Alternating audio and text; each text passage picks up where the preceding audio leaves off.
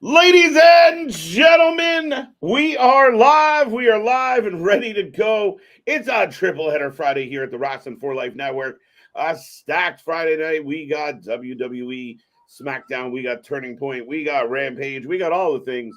We're going to get into all of that on the eve of Crown Jewel, which will bring you Brunch with the Boys 7. But me and that pretty face are going to take you through all the action, all the fun. So make sure you strap in, strap on, grab your snacks. Grab your feel good and let's go.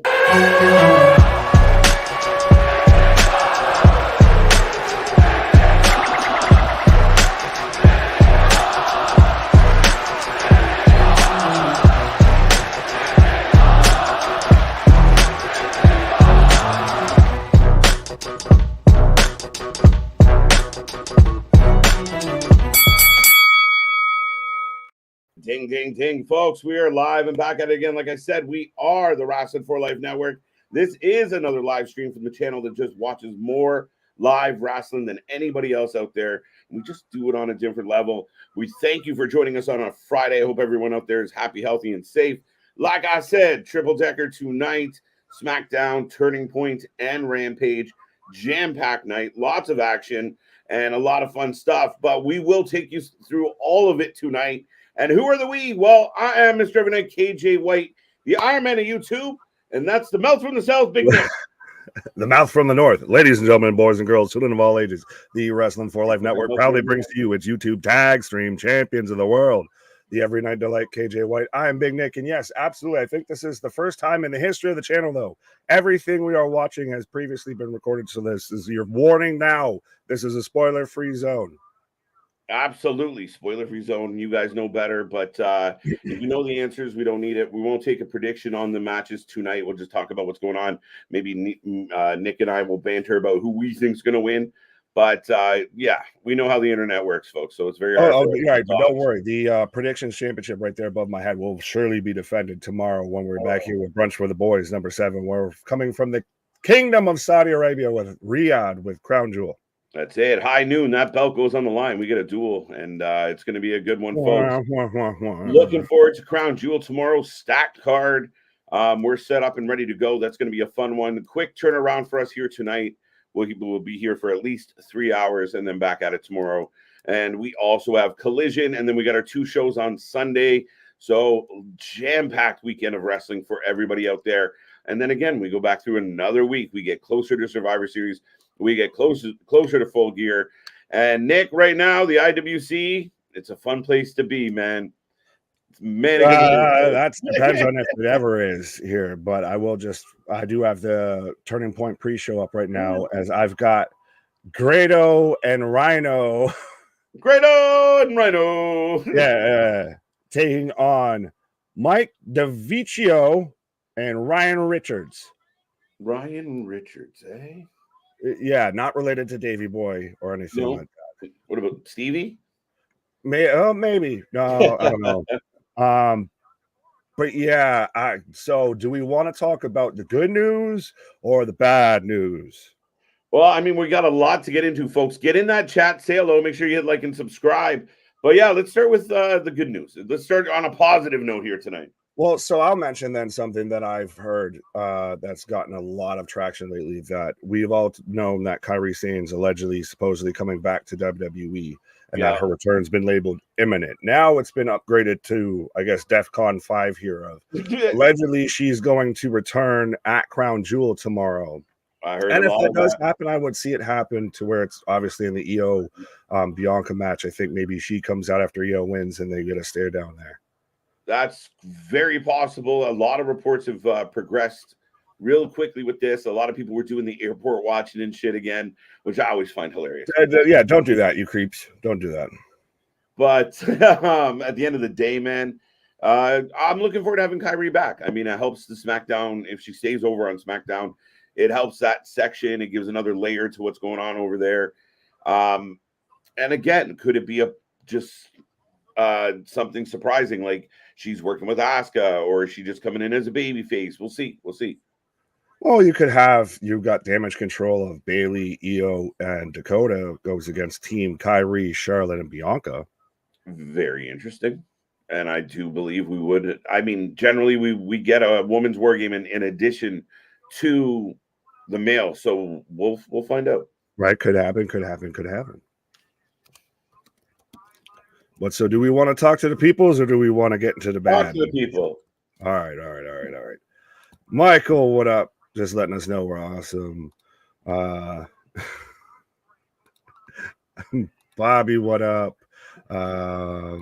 Damien, what up? Ronnie, what up? Jason, it's time for Simon Miller to give Joe Hendry an up those downs for TNA Turning Point at 8 p.m. Fair enough. Well, shout out Simon Miller and Tom Campbell, by the way, who's doing the ring announcing, because they both, shouted out the channel and everything like that. So, yeah. Love. Steven, what up? KJ and Nick, hope everybody's having a good day. Same. Feel Good Friday. How can we go wrong? Jeff, what up? I keep wanting to call you Big Dog now this whole time. Baxter, what up? Yo. It would suck if Crown Jewel delayed because of the weather. I have not heard this. Have you heard a lot of reports about this today? Oh. Yesterday there's very big concerns about potential shitty weather. My scientific now, as two people from the northeast of North America, I'll put it that way, define shitty weather over there, because our definition of shitty weather is much different than a lot of other people's. Yeah, apparently they're expecting some rain. So we get the ponchos. We've already got the infamous picture of Samoa Joe in a poncho. Break out a poncho. Right? You break out a poncho. They probably will have to do something like that if we do get the weather. Again, I don't know how true it is or not. I haven't read too far into it, but yeah, rumor is they are worried about high winds, possible rain. What's the sandstorms, dude? Yeah, there you go. That's exactly what got stuck in my head. I was like, what is that song? Right. So yeah, potential issues. We'll see. I mean, they can just do it in that arena that they had for the Ngannou Tyson fight there. There you go. Move the venue quick. Oh, the amount of money and everything that goes into all this over there, absolutely, I think they will. The Prince would just have grab 1,000 people and have them hold up pieces of paper. Oh God! Let's not get into that. Get over there, screwing up our show. Right. Well, speaking of screwing up shows, do we want to talk about the elephant in the room of one Richard Flair? That has now signed a multi-year deal, which I guess is 2, with AEW. Accurate. And has the official energy drink of AEW, by the way. I'm waiting for Ric Flair drink to be the official vitamin strain of AEW, by the way. I got to reach out to Flair, see if we get a sponsor on that one. Right. The Woo Energy. But he doesn't need it now because he's got all the exposure coming from AEW. Sorry, I got a huge gore. It's over. Gore for the 1, 2, 3 by Rhino. Huge gore. Still one of my favorite moves ever in pro wrestling. I know it's still just a spear, but I grew up. It's the move in combination with the call that you get with it, right? It's just gore. Well, the fact that this man has no neck, it's just head and shoulder. There is no neck. He's like the stone guy you used to get with He-Man. But yeah, no, I think. Listen, I don't know what the extent is. There's mixed reports out there. Part of this is a multi-year deal, which includes the energy drink sponsorship or co-op or whatever the fuck they're doing with it. So, Nick, I mean, could Tony be ballsy enough to put that man in the ring? He has gone on record, and I will state this, that he's dying to get into the ring, and I believe he was talking about a promo off. But I've also seen quotes of this man saying he's willing to take a table bump, all of this. The fact that we thought this was a one-night thing, this turned into a 3-month thing. Now it's a 2-year thing. He's the X that just won't go away. Mm-hmm. I think the key term in that whole quote was dying, because I've been on record before saying the last woo of that man's career is going to be the wee woo of an ambulance, because I still think he will take a fucking bump, especially now that he's multi-year deal in AEW. Oh yeah. Well, listen, I mean, we talked about it. You and I watched his apparent last match, or at least his last match. And we were terrified for that. He passed out twice. He admitted that he blacked out twice. And instead of saying, well, it's because I'm really old and I put my body through a lot and maybe I'm not the healthiest, it was, I was just a little dehydrated. No, Grandpa, you passed out. Like, maybe don't drink a handle of whiskey before the match, Rick. Yeah, that might have helped with the dehydration. Right. So again, I love Flair. To me, Flair might be the best that ever did it. As far as longevity, he's like the Snoop Dogg of wrestling. Like, he's crossed over all the genres.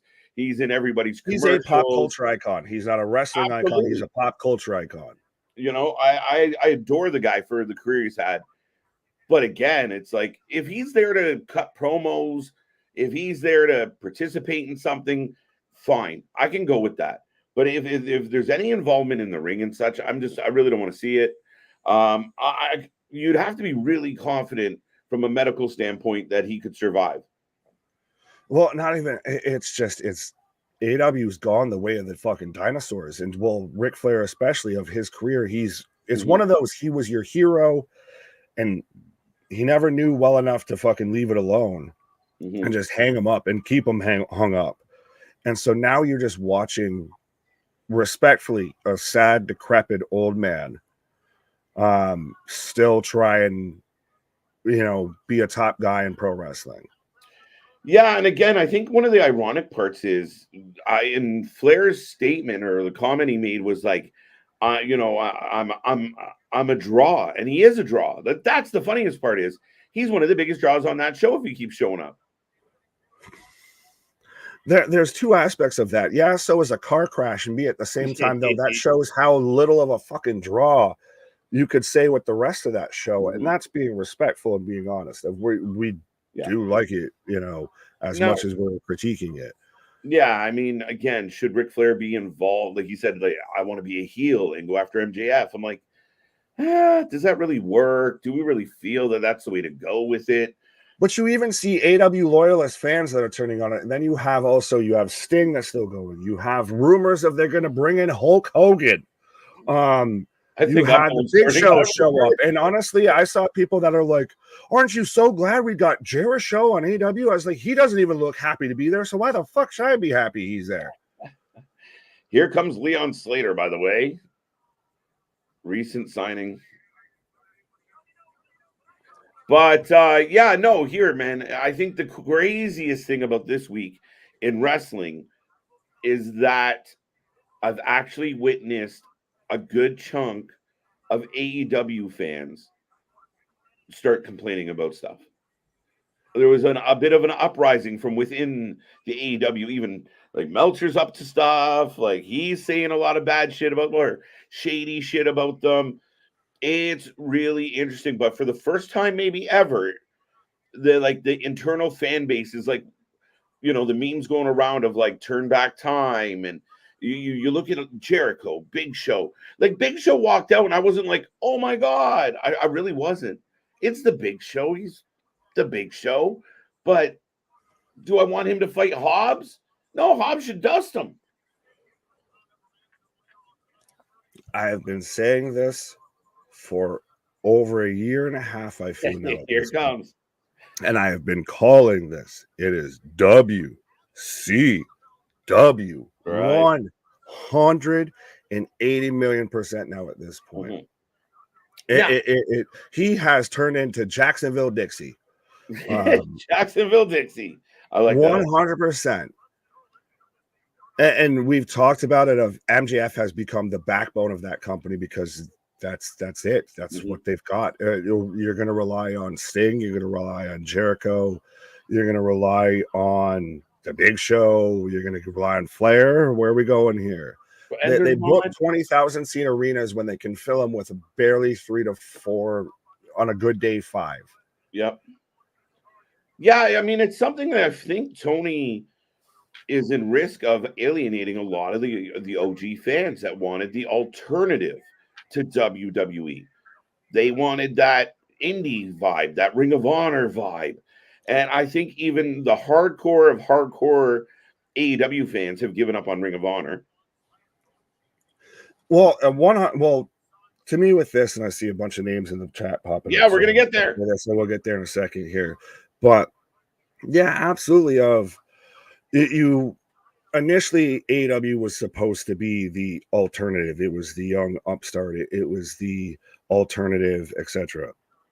And now it has just become a retirement. It's giving you back those WCW vibes and everything. And it was always, well, if you don't want to watch it, then don't watch it. All of that we're just the diehards and boo, you're wrong for not liking it.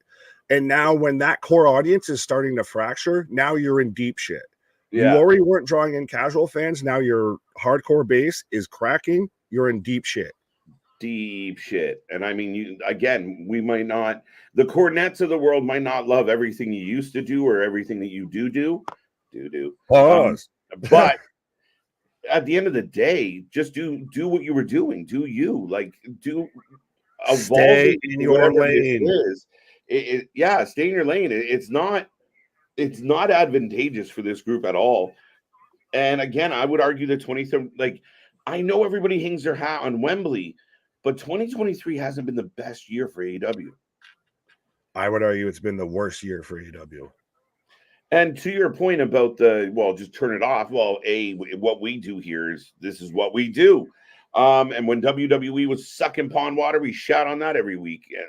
I was going to say, let's not forget the months and months of this channel's history and everything to where AEW was the beloved show. I'm still a scarf carrying card member of, the Devil Worshippers there with MJF. There's still so much to like about that show. It's just they managed to make all the wrong fucking moves. Yeah, and I equate it to I've heard people say, well, would you criticize your favorite TV show like that? Now, hold on. Let everybody, and Nick, I'll throw this to you in a second, but everyone in the chat as well. Literally, if you have a movie that you're excited about to come out, you and I did it because we bitched about Halloween. But when you're excited about a movie and it comes out and it's a flop and you get out of that movie and you go, I didn't like this, I didn't like that, I didn't like that. Or your favorite show's killing it and then season 2 or 3 just sucks complete air out of the building. Your favorite band can do that. And as fans, we're critical. We cheer for what's great and we boo what's bad. I think what's being perceived is there's just been so much to boo about lately that everyone's like, oh, if all you do is complain, don't watch. Well, that's not the answer, because if people start turning off their TVs, now we got a big problem for your company. Right. That's the thing is now that's the issue with this right now with AEW is when you sink into that, uber tribalism, now you're just in quicksand. Yeah. You should start to listen to the people. Let's be honest. It hasn't been smooth. It's not gone in the way that anyone wanted it to go for 2023 for AEW. Yeah. So maybe start listening to some of the critiques, the criticism, the feedback from people who want you to do well, who's literally, we're here 7 days a week covering pro wrestling. I would love it if every day of pro wrestling is just watching fantastic matches and we don't have to talk about who's mad about who backstage. Amen. Now let's quickly, we got about we'll get back into that, and I know some people want to chime in here, but quick shout out to Paul, James, New York Studios. Hopefully you're behaving tonight. Alexis, Damien, Todd, Bobby, everybody, J-Boy, Bobby, be real. How you doing? Paul, Eric Tate, Swami in West Philadelphia. No, I saw Damien ask if I could run through the card for Turning Point before we go live because we still got about 10 minutes. So I'll run through it. I don't know if maybe we'll do predictions, but at the same time, again, no spoilers, all of that. Guys, we genuinely tried to show up here and not know a thing. And I really don't know a thing. Trust me, the vitamins help with that quite a bit. Not a thing. What I thought I knew, I don't even know anymore. We have Eric Young and Josh Alexander taking on Subculture, which is Flash Morgan Webster and Mark Andrews in a tag team match. Play a holla holla holla. It should be a fun. Gisele Shaw versus Alex Windsor. Probably didn't say that right. Rich Swann and Trey Miguel. Shout out, I guess, Zachary Wentz for getting engaged to Gigi Dolan. Hey, lock that wagon down. Oh, he made a lot of people fucking. He's got a lot of hate. He's serving a lot of haterade with that. Somewhere Darby's at a candle with his pen and a pad. He's just outside with a fucking giant boombox. And we have Jordynne Grace versus Dani Luna, and we have I Believe in Joe Hendry versus You Want to Know Why? Here's Why with Simon Miller. And then we've got the most professional wrestling gods, and trust me, JBL isn't showing up.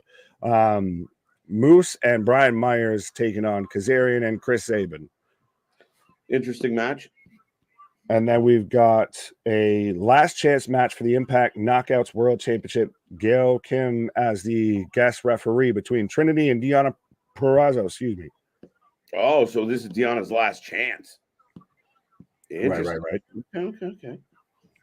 And then we have Will Ospreay versus Eddie Edwards. Now, granted, that match has a lot of hype to live up to after the match between Ospreay and Mike Bayley from Bound for Glory. So, yeah, I mean, the bar has been set incredibly high. It's just, for me, I'm looking for just another really good match. Do I expect it to be, if it outdoes, the other Ospreay matches we've got this year, great. If it doesn't, but it's still, a very weren't we advertised at some point, and I still am waiting to see if it happens, of Ospreay versus Alexander. I thought we were advertised that at some point, and I don't know if that's happened yet.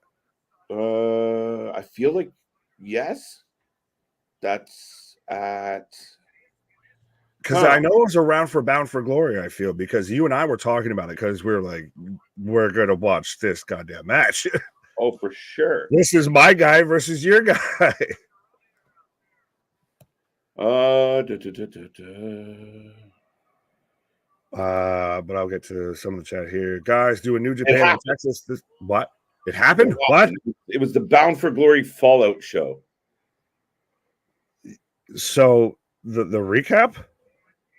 Well, yeah, they always do like their pay-per-view, and then they do like the next night or a couple days later they do the Fallout show. So they like basically do another card. So they fought at that one, October 23rd. Someone get me that footage.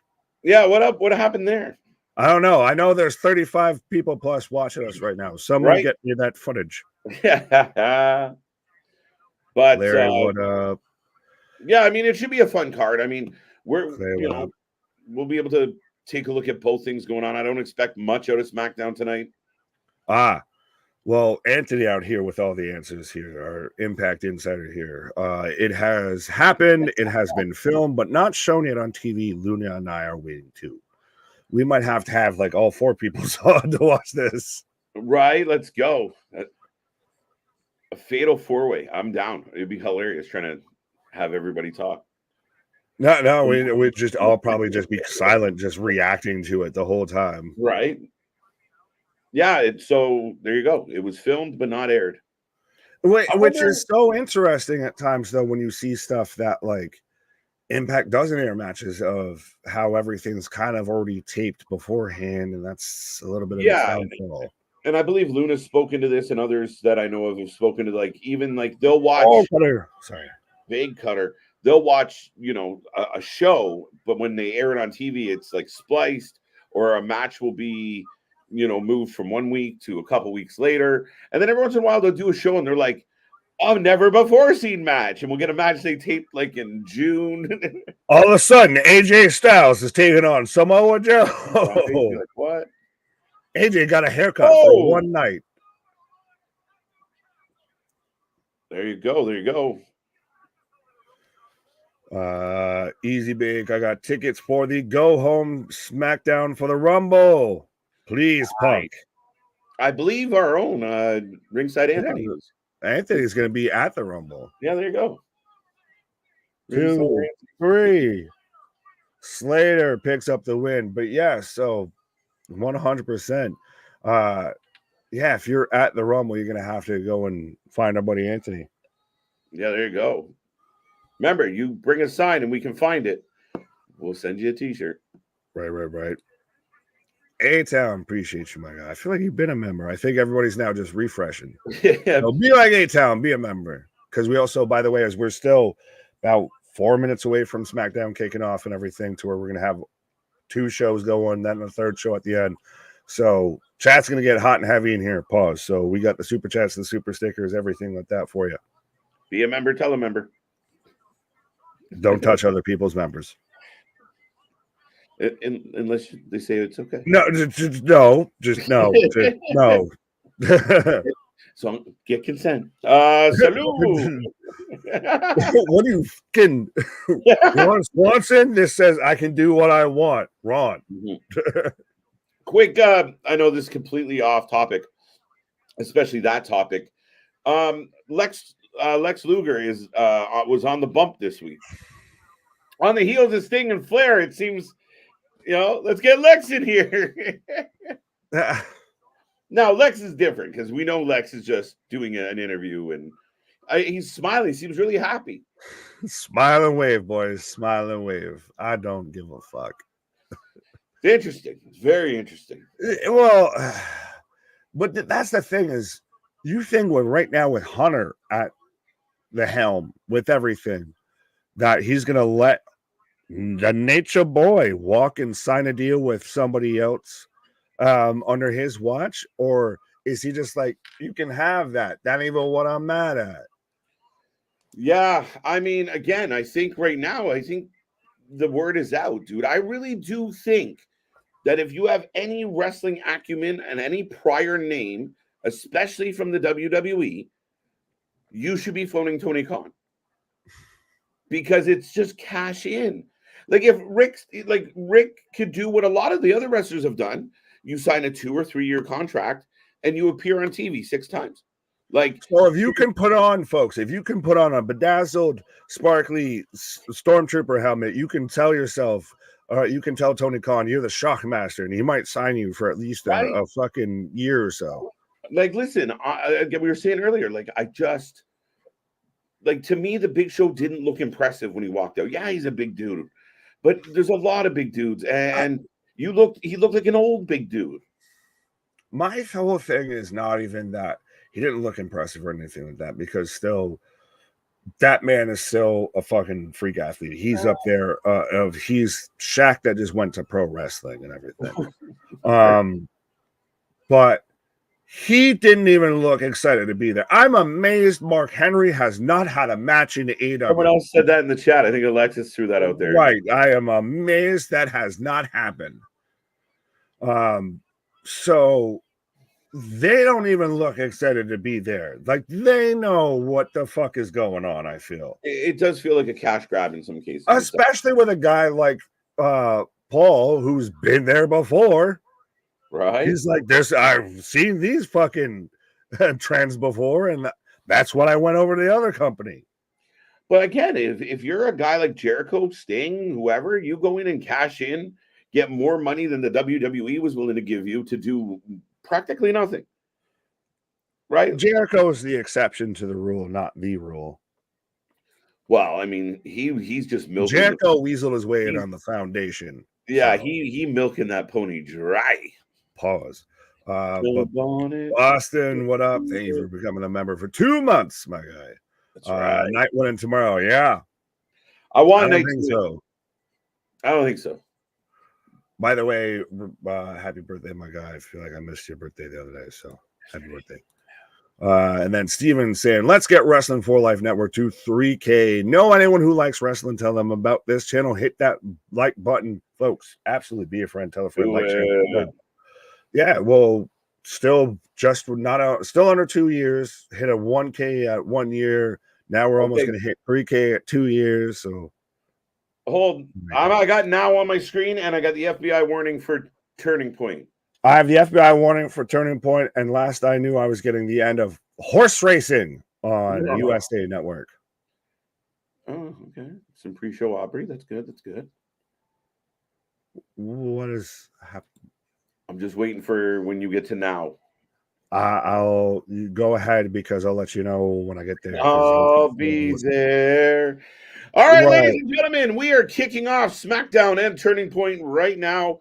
That would explain it. Make sure you hit like and your inner thoughts, bro. Inner thoughts. Sorry.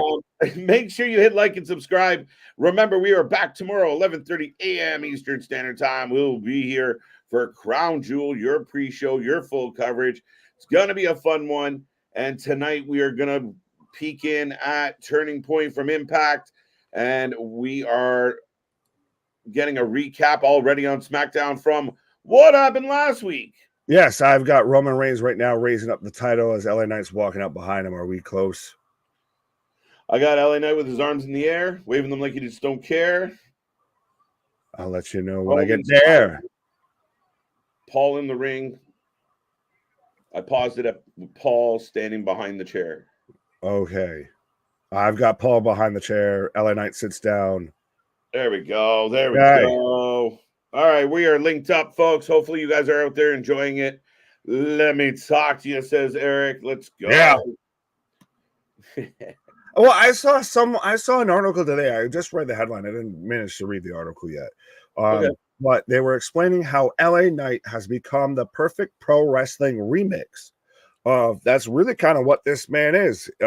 He's everything you liked in the Attitude Era, just remixed it a little bit and made it his own. Yeah. And he is one of the true people over the last handful of years, Nick, that is just truly standing out on personality. They're not being booked in a way where we have to like them. They're not being shoved down our throat. He actually, to the contrary, was doing a lot of jobs and just having enough pizzazz and charisma to get the fans to get behind you so you keep coming out for more. This man was Maxine Dupree. Yeah. But I don't know if you saw this quote from John Cena. He's saying about how trying to define this era of pro wrestling and how it doesn't have a central kind of figurehead of how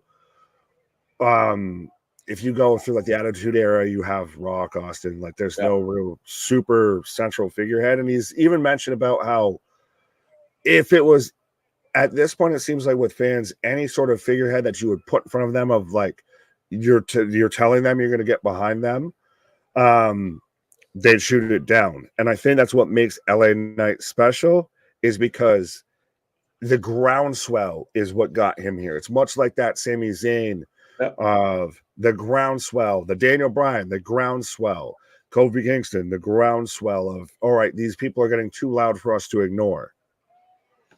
Yeah, you're not wrong at all in that regard. So, but big shout out to John. I see a bunch of other names popping up. Steve G's in the house. Bryce.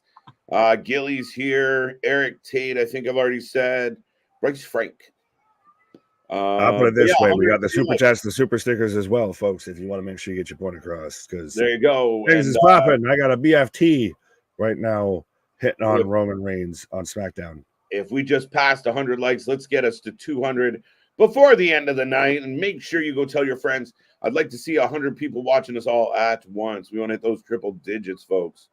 Absolutely. Big things popping. Little things stopping up. The some season never sleeps. But I got Josh Alexander and Eric Young in the ring. We are watching Turning Point, folks. Eric Young looking like getting an extra in Gladiator or something here with his man. That's his Canadian gear, man. He represents the Canadian psychopath. There you go. I'm okay with that. That's what he needs to be. But I'll give you credit of guys like Eric Young, guys like Josh Alexander are, when you think now of Canadian wrestling, it's much like a little bit, I would say, of how when you had Bret Hart, Jim Neidhart, Owen, everything. There is still very much a prominent and known for being more of the technical side of pro wrestling when it comes to current day product. Yeah, I mean, again, long-standing, rich wrestling history here in Canada. You still got PCO kicking. We still got PCO kicking. And a lot of names, a lot of surprising names. Even someone the other night was like Chelsea Green. I'm like, oh yeah. I almost forgot she's Canadian, right? Because generally they wander off. But I mean, again, strong. She was part of the Brock Lesnar trade. She was a supplemental draft pick. A throw in. I don't think that makes the title reign pointless past her. Now we got to work backwards. Oh, son of a bitch. No, you're fine. We'll just keep moving forward here. Let's go. Keep moving forward. You would add Kenny Omega to that list, but more famous for Japan. I don't know what we were talking about, JV. Larry letting us know we're at 108 likes. Climbing. Let's go. Let's go. LA Knight in the ring, by the way, folks. Right. So is Subculture. I was going to say, let's see if we can get 100 congruent viewers. Let's go. Let's go. Let's go. Let me I stumbled out of the gates. Let me talk with you. That's you're watching the fucking hurdles, and that bitch just hit the fucking first hurdle hard out that shit. Can I whittle some wood with you, sir? How much wood can a woodchuck chop? What's up, John? What's going on? Jordynne, good to see you. Larry. Gabriel, by the way, I'm sorry I fucking fumbled the shit out of your comment. EY wins. EY is tagging with Josh Alexander. Yeah, I do believe they would be Team Canada versus Team UK. Yeah. And we're way bigger. Let's go. What the fuck? We got a little. Yeah, and you got taken over by fucking France. What? Part of you did? No. They were here. We never got taken over. We're not your, we didn't have to battle it out. We just came to Kumbayas. Yeah. Over a beer, a pint, we were good to go. Mike Tyson, we're just walking around pissed off. We're so mad we'll fight each other. Yeah, right? If Roman Reigns' health issues he can't be bothered at least to show up once a month, he should drop the title to the people behind him putting in the work. After today, we might not see Roman till SS, Survivor Series, which I heard we might not even see him then. I've heard that. I've heard Rumble. I have also, though, not heard anything saying that it's related to his health issues. Mm-hmm. And the fact that you would honestly throw that in there, mm-hmm. I feel like that's you're taking a cop out on this. Like, mm-hmm. Let's not deny that he's supposed to be a fucking heel, so you're supposed to not like him, and B, the king does not get off his throne for fucking anyone that knocks at his door type yeah shit. But I would say, I mean, he's got to such a bare minimum, it does start to rub me the wrong way of and again, there's been is that because of him, or is that because they haven't built anything underneath it? Oh, I think they've built plenty of underneath him. Like, I mean, a lot so of people. Then why is that not the highlight? What do you mean? When he's not there, why is him not being there such the deterrent from everything on SmackDown?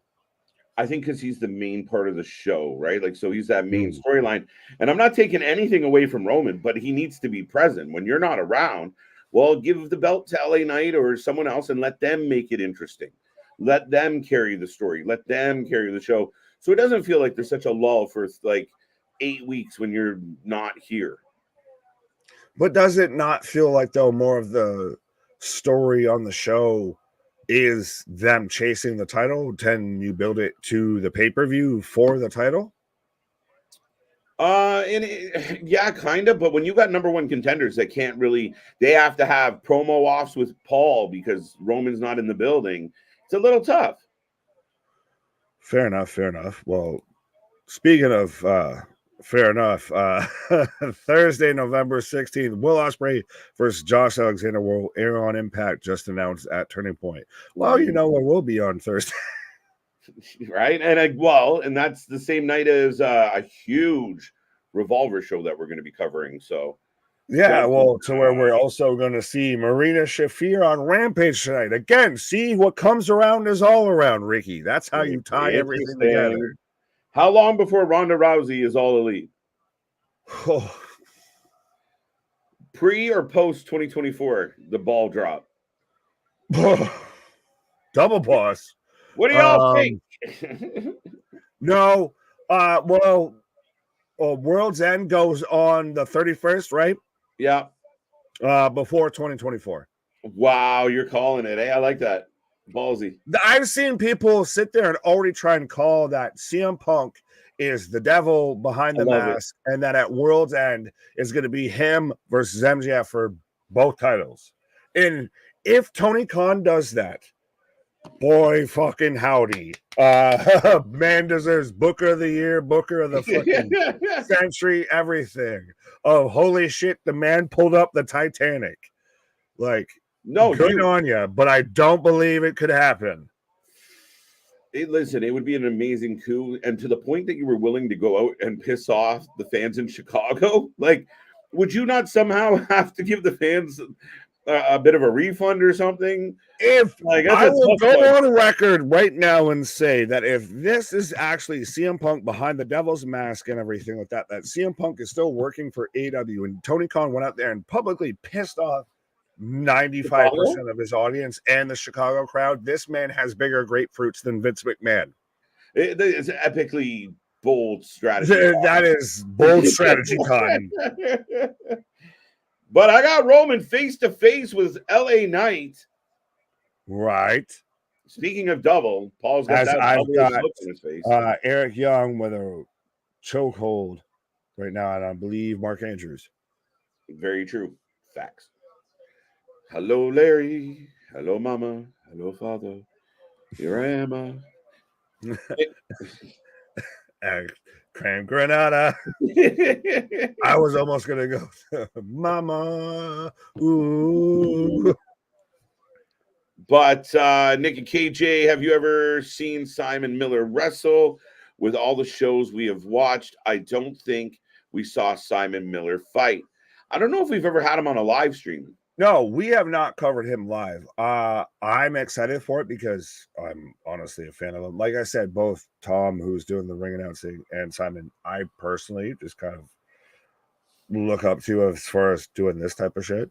But no, I know Simon's wrestled Sir Wilkins there from the Jobber Tiers there. That's in our little fantasy faction. Yep. But we didn't watch it on a live stream or anything. So this would be the first time we're going to up some downs. But there you go. Well, hello. Next year, LA Knight. Me you're looking for. Next year, LA Knight should be on the cover of 2K24. Nope. That's praise. Nope. Have you heard the whole, and I'm fully for this, as they're already pretty much planning, or it's already been kind of hinted at, that 2K24 is going to be a tribute to Wyatt. Yeah, I'm okay for that. Everything else goes by the wayside for that. I'm good with that. Yep. 100%. I want to have to where I go through his whole career, everything like that. Even if you get to see certain things that they were planning that they couldn't do because of life, play out in at least the video game. 100%. Absolutely. No way LA Knight wins tomorrow. I want him to win, but not over there in Saudi. Let him win in SS. Yeah, I don't quite. I hear this a lot. I mean, you hear all the experts. Oh, you wouldn't waste that match, or on an overseas show and da-da-da. Why not? It's a packed house. Like, just change it. We're all paying attention. Change the belts. Fucking throw it out there. Do something. I'm okay with a title change in Saudi. I don't need to save it. What's the difference? Do you think that is the title change that happens over there? Because let me pull up the card here.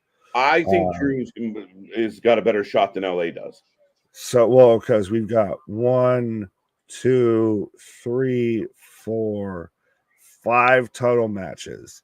I'll set the line at 2.5 title changes.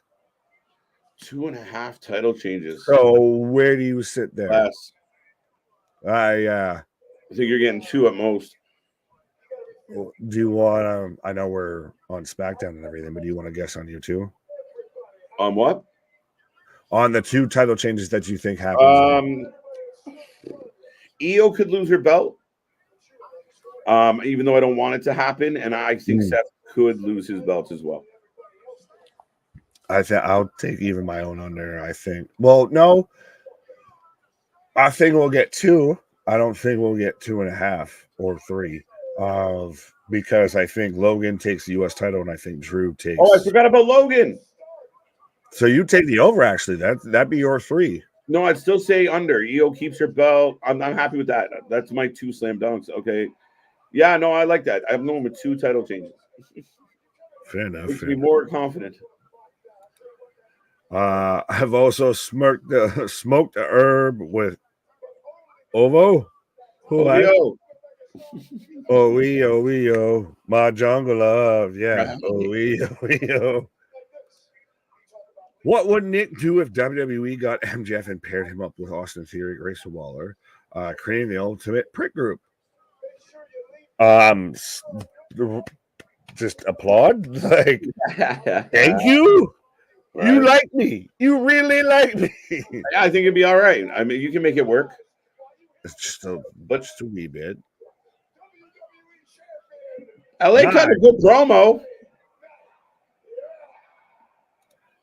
You might be a little loud. Shout out to the great one, Victor Nash, and the magnificent one, CJ Brand. There you go. What up? What up? What up? What up? What up? Josh with a 2 count right now as we're having Roman and LA pulled apart. Just put it in the basket. Yeah, do it. Listen to me. But we are rolling along. That first segment is kind of wrapping up here. LA, Roman, is LA going to end up getting jumped? Maybe not. No, Roman's walking off here we're setting up. We're getting Bianca Belair versus Bayley tonight. As we're getting double sharpshooters between Eric Young and Josh Alexander here. I bought that up yesterday. What? Sorry. I don't know about Eric Young in the singlet. You're right. It's fucking with me. I don't mind it, but I mean, and it's his new look. I mean, he's got the hammer and the sickle and all that. Like he looks like, you know, somebody that's you'd find out in the deep woods in Saskatchewan of Canada out there with their bag of milk that you don't want to fuck with. Oh, is that bricks? Sorry. So Kevin Owens came in like a wrecking ball based on the new. I came in like a wrecking ball. Came in like a Kevin ball. Right. But yeah, that's different. But yeah, now he's got bricks. Well, he's got blue duct tape instead of silver duct tape. There we go. So here comes KO taking on Waller. Now, if you were going to keep KO strictly on SmackDown, does he go world title? Does he go? He's taking on Theory. Does he go? It was one of them. U.S. title? Do KO eventually set up to a feud between him and Sammy, like we've talked about before? I don't know how you get. Like, I mean, again, if you're trying to stick to this, it's going to be tricky. I do like the idea KO Logan Paul if Logan Paul beats Mysterio. I like that at like a Royal Rumble. I don't know if that's a WrestleMania. I like the idea of him and Sammy at WrestleMania because Sammy gets too close and buddy with Kevin or with Jey Uso. Yeah, I just don't know how we get there. Like, I'm curious what their plan is in that regard. If I'm amazed they pulled the trigger to get this point here already. Fair enough. Ohio S.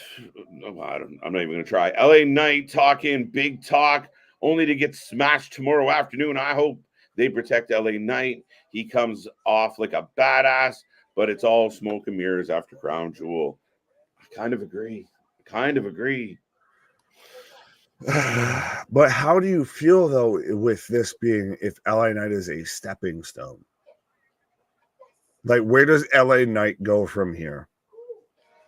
Again, I see that's the thing. It's tricky. You got to keep him relevant. You got to keep him in things that matter. If he just, again, him losing tomorrow doesn't mean he can't fight again for it at Survivor Series. You can't stretch this out, but you better have a plan. Because him and KO put their sights on Logan Paul as the U.S. champ. Because as far as keeping in SmackDown canon, there's nowhere else to go. That would be it, right? Like he would have to go after that. Yeah, there's no other big heels. There's no other big feuds. No, unless he got involved with Bobby, which would be interesting because we're still establishing Bobby. So yeah, it'd have to be he has to go after Logan. Yeah, Josh Alexander and Eric Young pick up the win in the Blame Canada, blame Canada. But here come we're getting a whole bunch more action. We're on a first commercial break here at Smackdown, and we are rolling along. I like turtles. Random. I like turtles. Turtle. Have you not seen that clip before? Maybe. There was a kid that got interviewed in the U.S., and this man looked like he was probably Darby Allin as a fucking preschooler. Because this man is just full white face and just blacked out eyes and everything. And I can't even remember, even at this point, the interviewer's question, but the kid's answer was just, I like turtles. And that's become a whole I haven't seen that in the U.S. Yes. I've seen like the apparently kid for sure. Apparently. It kills me. Jim Ross, apparently. Decent promo with Roman and Knight. Now WWE goes right back to being boring with matches that have been done to death.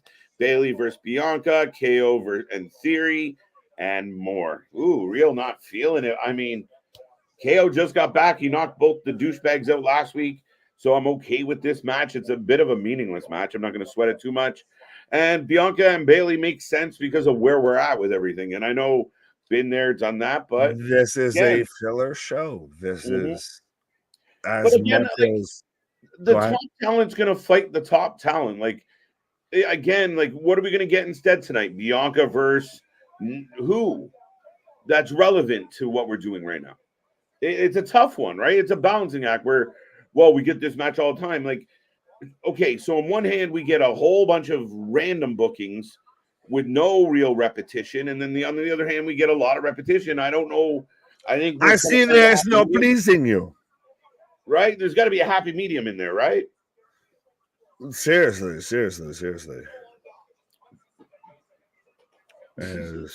Replay of the knockout. Oh, where was that? Click on. Oh, I like that turtle. That's a nice turtle. I like that boulder. That's a nice boulder. What do you think about AJ Styles returning to SmackDown November 11? KJ Nick, let's go. Do something with him. He's returning allegedly around Survivor Series, which would then. That's the thing, is it's so funny to me of how every dirt sheet can say, well, Roman Reigns isn't working a match till so-and-so and so-and-so. And then he turns around and works the match in between that. And they're like, well, okay. And just act like it never happened. Yeah, that's where we take it with a grain of salt. Like, we get the reports. We've had reports about Kyrie for a long time. We knew about Brian Pillman in advance. But the WWE takes their time. They don't care if people are out there tweeting away, we're so-and-so. And we see that time and time again. So Randy might be coming back. AJ's coming back. Kyrie's coming back. You know, they're going to do it strategic as possible, I believe. Yeah. Unlike the other company, they actually have a plan and some forethought behind this shit. Just a little bit. But here comes a countdown. Austin Theory coming out right now, as I have Alex Windsor coming out right now, looking like a fucking white Power Ranger. Absolutely. Dobson, what up? Brandon, what up? Damon, what up? KJ taking a pause for the cause. TNA will now live on forever. What? Relax, buddy. I've seen Kevin Owens wrestle before. Boring. They need to get a new wrestler. Boston. See, I know the man that you were trying to trigger with that has already taken a pause for the cause. But yeah, no. I know what you were trying to do there. No. That's the thing, is these are matches that if we really thought about it a couple years ago, these were pay-per-view matches. And now we're getting them just free weekly on TV. Now, granted, yes, they do still need to work on the story. Yes, they do need to still focus on creative depth throughout the roster. But at the same time, Kevin Owens versus Austin Theory probably would have been a main event of a show in like 2020. If not maybe mid-card match on a pay-per-view. Like, and this is literally within the first half hour of Friday Night Smackdown before we go to Saudi Arabia for Crown Jewel here. Banga after banga. KO wins. KJ went from white to black to beige white. Pause. The Fox executive told SmackDown to take a hike. The reviews they were getting is below what they were promised by millions of viewers, and SmackDown is worth the ad space. I hope they don't move to Hulu. Gilly, they won't, and that is very much a inaccurate statement of what actually was released from that whole discussion. It was more of Fox or WWE. Yeah, Fox did not feel that WWE they did not meet their baseline on return on investment between ratings, advertisement draw. Like, it was not just one thing or the other. That they just decided based on their return of investment line that they stuck to, which is still not super great, but also everybody likes to compare the NFL to fucking WWE, which is not the same. But what they would settle with as a loss, anything like that, as a return on investment, was not met. So they decided to move on. That's really what it was. Love it, gamer. What did bosses say? You know me. What?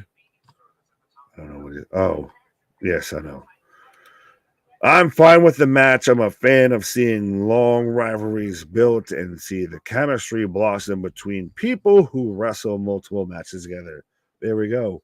I feel like I need Curtis out here to let me know the line here for commercials on SmackDown, as I think we're in break number 2 on SmackDown, as I've got still Turning Point going on right now, as I've got Gisele Shaw taking on Alex Windsor. There we go. And I did not have to look that up at all. There we go. Thank you. Could you see the return of Kairi Sane tomorrow night? Yes, I feel like we've talked about this. I think that's been, to an extent, what's been reported. Again, when she shows up, it is what it is. Not saying in any sort of, I don't want her here way, but if she doesn't show up tomorrow, I'm not going to be, hot cross buns about it. I hope so. That's what I heard from BC Amplified. Who the fuck is that guy, to quote Conor McGregor? TNA at the Palms Casino is going to be fire. Okie dokie. Giving me like old school early UFC vibes of being at like the Palms Casino and all of that. Do you think SmackDown next year be 3 hours on USA? No, I hope to God not. It works perfectly still at 2 hours. I think honestly we could get to a situation to where all 3 shows, everything with WWE is on USA Network. They pretty much already use Peacock exclusively, for their premium live event streaming. So I think it only makes sense if you already got Raw and SmackDown. Just keep everything paired together. I could see it to where the USA Network just becomes the fucking WWE Network. NFL more corrupt than WWE? Nah, I don't think so. You guys are my go-to podcast for wrestling. I'm subscribed to you fellas. No one else. Well, I appreciate it, Gilly, 100%. So this is where you go out there and spread the good gospel of the Wrestling for Life Network, 100%. We're always out here for a conversation with the congregation. We got you on the TikToks. We got you on the Instagrams, the Twitters, the the Spotifys, the YouTubes, the anything and everything when it comes to pro wrestling, and it's still always nothing but big things popping up, things stopping up to something. Season never sleeps. But like I said, we do have the memberships, we do have the YouTubes, or sorry, the super chats, everything like that. The super chats, super stickers. There we go. Calm down. 100% if you want to just help support the channel, because we do this 100%. 7 days a week. We try and do the best we can. I'm out here sounding like Ooh Boogie. Damien saying I is. Sound like the I am. Ring announcer sounds dope. Which one are you talking about? My buddy there, Tom Campbell on Impact. Because yeah, shout out Tom from Cultaholic, North Pro Wrestling out there in Newcastle on Tyne, and also BBC Radio actually as well. But yeah, I like how Impact will go to other areas and have we'll use local ring announcers like our buddy Pierce Austin, who's out there with shooting the shit and everything. When Impact did a tour in Australia and everything, he ended up being a ring announcer for them for a couple shows. So I like that Impact very much has that family vibe. Impact is doing everything. TNA is doing everything that AEW thinks they're doing. Honestly. Teddy Grahams or Sour Patch Kids. Dunkaroos. I'll find the happy medium. But honestly, if I had to pick between those, it'd be Teddy Grahams and can of Funfetti frosting there. Just make it Dunkaroos. I'm a member. I gifted a membership for the first month. I didn't catch how gifted it to me, and I joined myself as soon as it ran out. Well, we'll appreciate you, my guy, Gailey. And 3. Nowhere. I got a 2 count. So, wrong match. KO with a big win. Grayson Waller, I just realized he's out here looking like fucking dried up fucking fruit roll-ups as a jacket.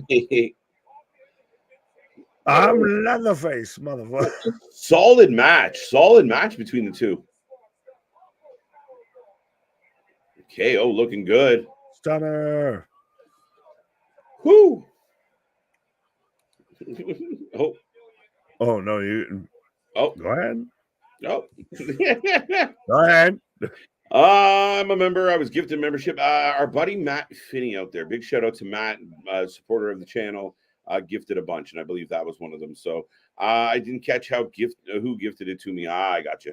And I joined myself as soon as it ran out. Well, there you go. There you go. I misremembered. But yeah, shout out the homie there, because I think he even helped us out with the Wrestle Dream tickets and everything. Mm-hmm. We got Bianca.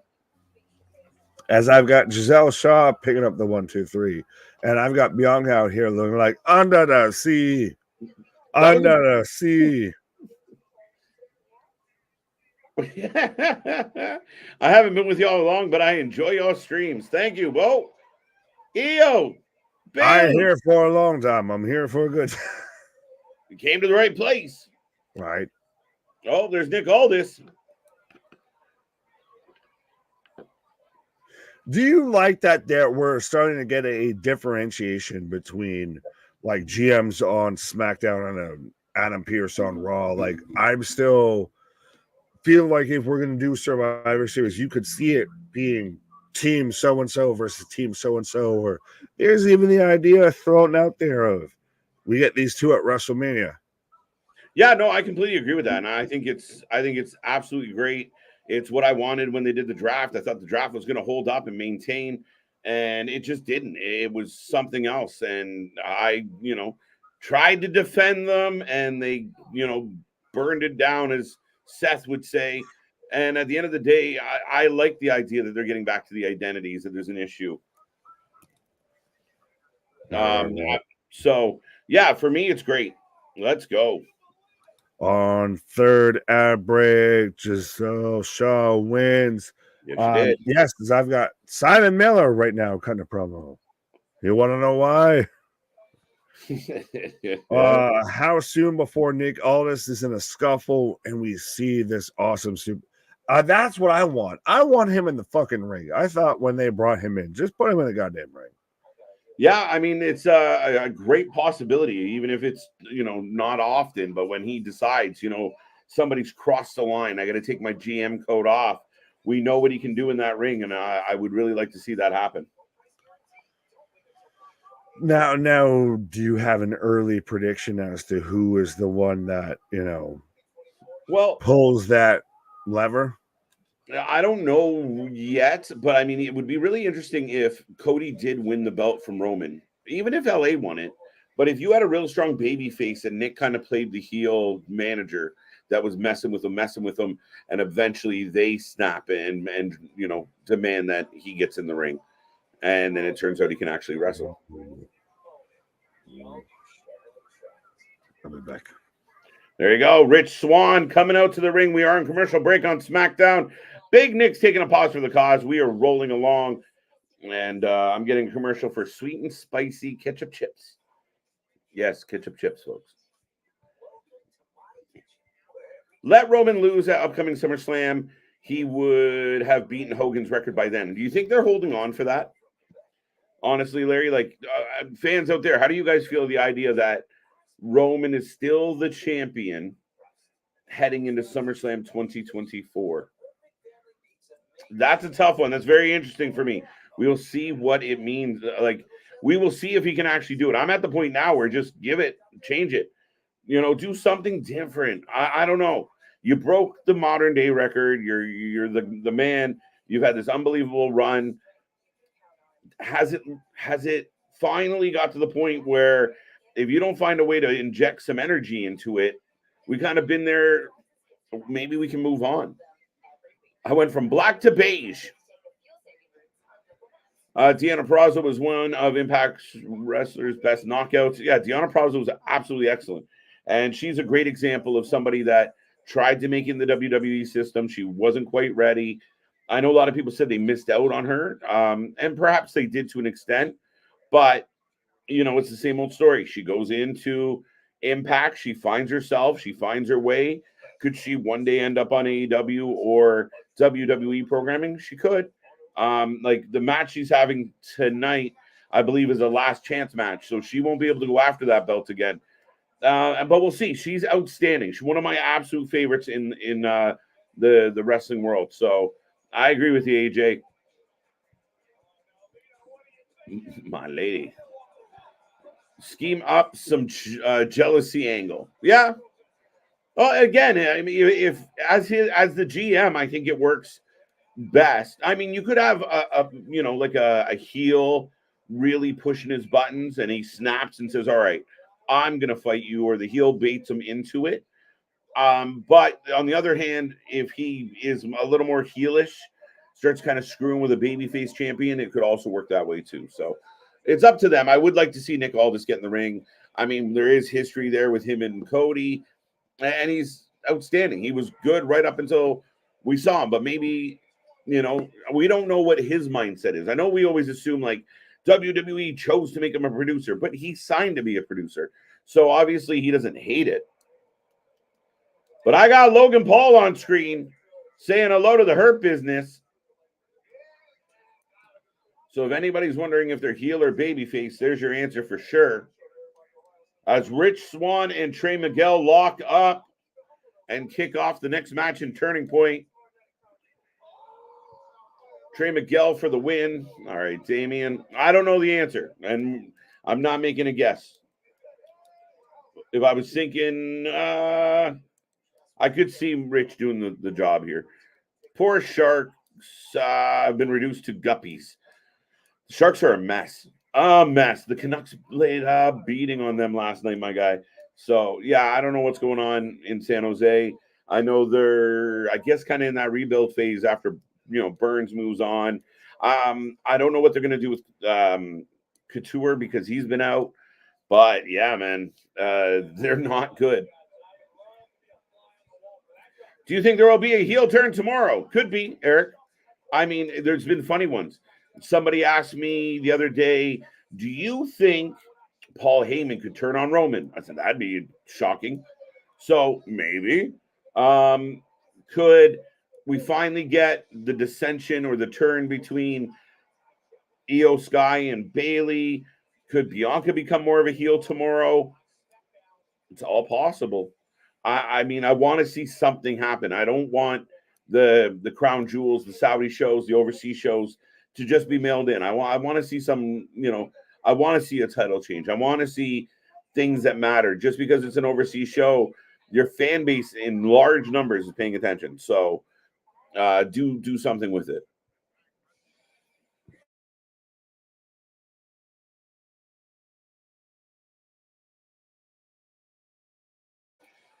And here comes Piper, looking like Xena Warrior Princess.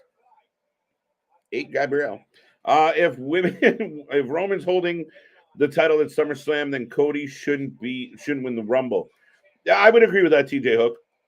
The only way Cody wins the Rumble is if you're planning to finish the story. At this point, you got to. I mean, if you do it again and then disappoint everybody again, we won't care. I know there's some debate whether or not we care now because you didn't give it to him the first time, but people will come back around. The wrestling fans have short-term memories. They hate something one day. They love it again the next day. So if you do it right, Cody gets in that Rumble, maybe goes in 1 or 2 to win. I think it's a way to – it's going to be bad for him.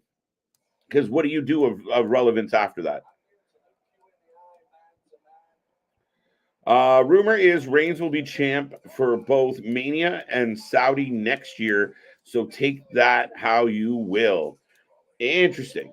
Well, how about there was a lot of talk this week about the all-in poster going up, or like the digital advertising for All In, and there's no MJF present. Caused a lot of stir. Now people are just reading too much into it. I don't know. But we've seen it before. People did it with Drew when Drew came back, and they were like, oh, but he's not on the poster. So who knows? But interesting rumor. The perfect ending would be LA Knight pins Roman 1, 2, 3. Roman puts foot on the rope. Ref doesn't see it. On SmackDown, Nick Aldis reverses the decision and awards Roman back his title. I'd be okay with that, or something akin to that. Yeah, I could see that. A way to kind of save face, but you would create an insane moment if he wins. If you have everybody convinced that he won, whether it's permanent or not, it's going to be insane. And that's kind of what we saw Sammy fail. We saw Cody fail. We saw KO fail. We've seen name after name after name fail. And I'm just ready for that moment of like the place coming alive. And maybe Chicago Survivor Series, maybe that's the place to do it. But as a rumor is that Roman won't be at Survivor Series. So who knows? I don't know. For him to beat Hogan's second record, he'd have to be champ until Survivor Series 2024. I'm not sure I'm cool with that. Yeah, I don't know. I mean, you're going to have to do some really, really compelling writing, some really, really great storytelling if you are going to make this last.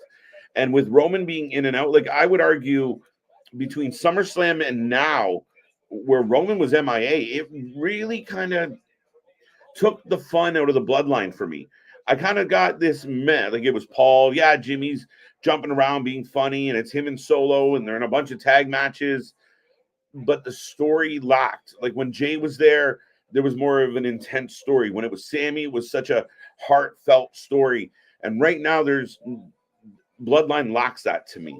Even with LA Knight, it doesn't have the same feel other than the energy that's behind LA Knight. But again, I think if Roman's going to keep the belt, again, I don't think he should defend it all the damn time, but he's got to be present. He's got to matter. And you can't have him just sit at home for 2 months and have Paul do all the legwork. It doesn't work. What did I miss so far? Not a lot. Kevin Owens beat A-Town down pretty convincingly. Bayley got in a fight with Bianca in the back. That's about it. I mean, a promo between Roman and LA was pretty good. As little as Roman defends it, it is not an incredible run. Yes and no, because I think there's part of what you're missing is he was or is the most relevant guy. Like when he returns, as much as people bitch, oh yeah, another Roman Reigns return, it still moves the needle. It's still a big deal. He's had the most compelling, the most interesting storylines over the last couple of years. So the run has been great. I'm not taking anything away from the run. Could he have defended it more? Yes.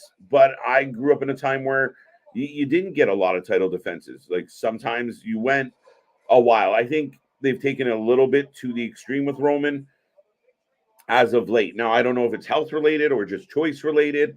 Contractually, he's only obligated to defend the title once a year. I don't fucking know. But to me, it's not quite enough anymore. Especially with that talent chomping at his heels. Trey versus Swann, I'm here for it. This will be a damn good match. It's been good so far. Both men are down right now as Trey is in control, getting back to his feet. And here comes Shotzi and Flair. Charlotte's just kind of been the utility lady as of late. Anybody who kicks the shit out of Logan Paul is a huge babyface. Facts. That's why when you first brought Paul in as a babyface, it wasn't a good idea. It wasn't a good strategy. It didn't work the way it should. See money, and much happier now. I think the guy's a great heel. He elicits such a polarizing response, I think, all day long. What up, C Money, by the way? I said it first, Jade with Lashley. Yeah, I mean, there's been rumors and reports about that, Larry, about the idea that she could fit into the Hurt Business. I don't know. They did announce the premiere of Montez and Belair having a show. Could she be pulled into the Hurt Business? Could she have more of an attitude, more of a chip on her shoulder? Maybe. She started out as a heel. She was a really good heel in NXT. I kind of think she could use that right now. But Shotzi's just like thrilled, like Big Sister agreed to play along. But she is absolutely thrilled about Charlotte joining the mix here.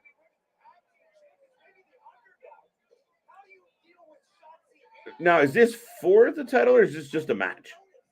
So we got Charlotte and Shotzi taking on Piper and Chelsea. And again, I will say this, folks, and you can correct me if I'm wrong.